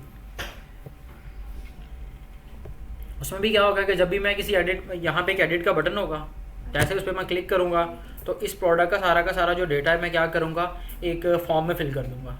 क्या कर दूँगा, इसी का डेटा सारा का सारा एक फॉर्म में फिल करूँगा, और यूज़र क्या करेगा, उस डेटा को जिसको चेंज करके सबमिट करेगा, उसी प्रोडक्ट को हम क्या कर देंगे, अपडेट कर देंगे। ठीक है, उसके लिए हम अलग से एक प्रोडक्ट को अपडेट करने वाला पेज भी बना सकते हैं, यहाँ पे पॉपअप भी बना सकते हैं, कुछ भी बना सकते हैं। बात समझ आ रही है कि जब मैं एडिट के बटन पे क्लिक करूँगा तो ये जो डेटा है ये कहाँ पे इसको मैं एडिट कर पाऊँगा, यहाँ पे मैं खुद डिसाइड करूँगा कि ये कहाँ पे एडिट होगा। एक पॉपअप में ओपन हो जाएगा, या फिर अलग से वो जो वापस, जब मैं एडिट के बटन पे क्लिक करूँ तो ये वापस उसी फॉर्म पे चले जाए जहाँ से हमने ऐड किया था, उसमें वापस डेटा फिल हो जाए। उसको भी हम अपडेट करने पे लगा सकते हैं, इसको वैल्यू में डाल देंगे, उसकी वैल्यू में डाल देंगे उन इनपुट्स की। ठीक है, तो कुछ भी ऐसा हो सकता है, मतलब आप रिक्वायरमेंट पे डिपेंड करता है। ठीक है, जब हमें UI UX पहले से मिलता है ना, जब भी हम कोई सॉफ्टवेयर प्रोडक्ट बनाते हैं, कोई भी मोबाइल एप्लीकेशन, कोई भी चीज़ बनाते हैं, तो जो हमें ये जो इसका UI UX डिज़ाइन है वो पहले ही मिलता है, तो हम डिज़ाइन में देखते हैं कि प्रोडक्ट किस तरह से अपडेट हो रही है। अगर अपडेट में उन्होंने पॉपअप ओपन किया हो तो हम पॉपअप बना देते हैं, अगर उन्होंने सेम फॉर्म को यूज़ किया हो तो हम सेम फॉर्म में जाके कंडीशनल रेंडरिंग कर लेते हैं। लेकिन ये फॉर्म तो दोबारा बनाना पड़ेगा ना हमें, वही फॉर्म यूज़ हो सकता है, वहाँ पे कंडीशंस चेंज हो जाएंगी, API को कॉल नहीं की, उस पर वहाँ पे API भी हमें कंडीशन के ऊपर ही कॉल कर देंगे, कंडीशन पे इफ एल्स लगा लेंगे दोनों। सही। ठीक है, तो यहाँ पे एक है कि उसी फॉर्म को रीयूज़ कर लिया जाए, एक है कि हम क्या कर लें, एक नया फॉर्म बना लें। ठीक है, यहाँ पे दो हमारे पास ऑप्शन है, दोनों ही अवेलेबल बेहतर क्या है कि नया बना के उसको अपडेट कर दें, वो आसान होगा। अगर नया फॉर्म बनाएंगे तो वो थोड़ा सा आसान होगा, और प्रीवियस पे अगर हम जाएंगे तो फिर क्या होगा, हमारा कोड उधर वाला जो है ना, वो HTML वगैरह जो है ना, नहीं मैस नहीं होगा, एक वो रीयूज़ हो जाएगा। अगर आप उसको, हम तो वैसे पहले ही फॉर्म यूज़ कर लेते हैं, हमें पता होता है हमने हैंडल कर लेना है। फॉर्म भी बड़ा होता होगा ना, फॉर्म बड़ा होता है। ठीक है, फॉर्म में अगर 50 फील्ड हैं तो वही 50 फील्ड एडिट के लिए दोबारा से बनाना, और अगर डिज़ाइन में, फॉर्म के डिज़ाइन में कुछ चेंज आया तो दो जगहों पे चेंज करना, वो मुश्किल हो जाता है। तो फिर हम क्या करते हैं, फिर हम एक ही फॉर्म के अंदर सब कुछ हैंडल कर लेते हैं कि अगर मैं डिज़ाइन कर रहा हूँ तो वो 7 प्रोडक्ट की को ऐड करने वाला फॉर्म डिज़ाइन हो रहा है, और साथ ही साथ एडिट करने वाले भी, ऐड और एडिट दोनों ही at the same time style हो रहे होते हैं, और चेंजेस करने तो दोनों में एट द सेम टाइम ही हो जाते हैं। ठीक है, तो ये दूसरे वाला मेथड जो है इसको हम बाद में देखेंगे। ठीक है, फिलहाल हम कहते हैं कि अगर इस पे क्लिक करें तो क्या हो, एक पॉपअप आ जाए, जैसे क्या आ जाए,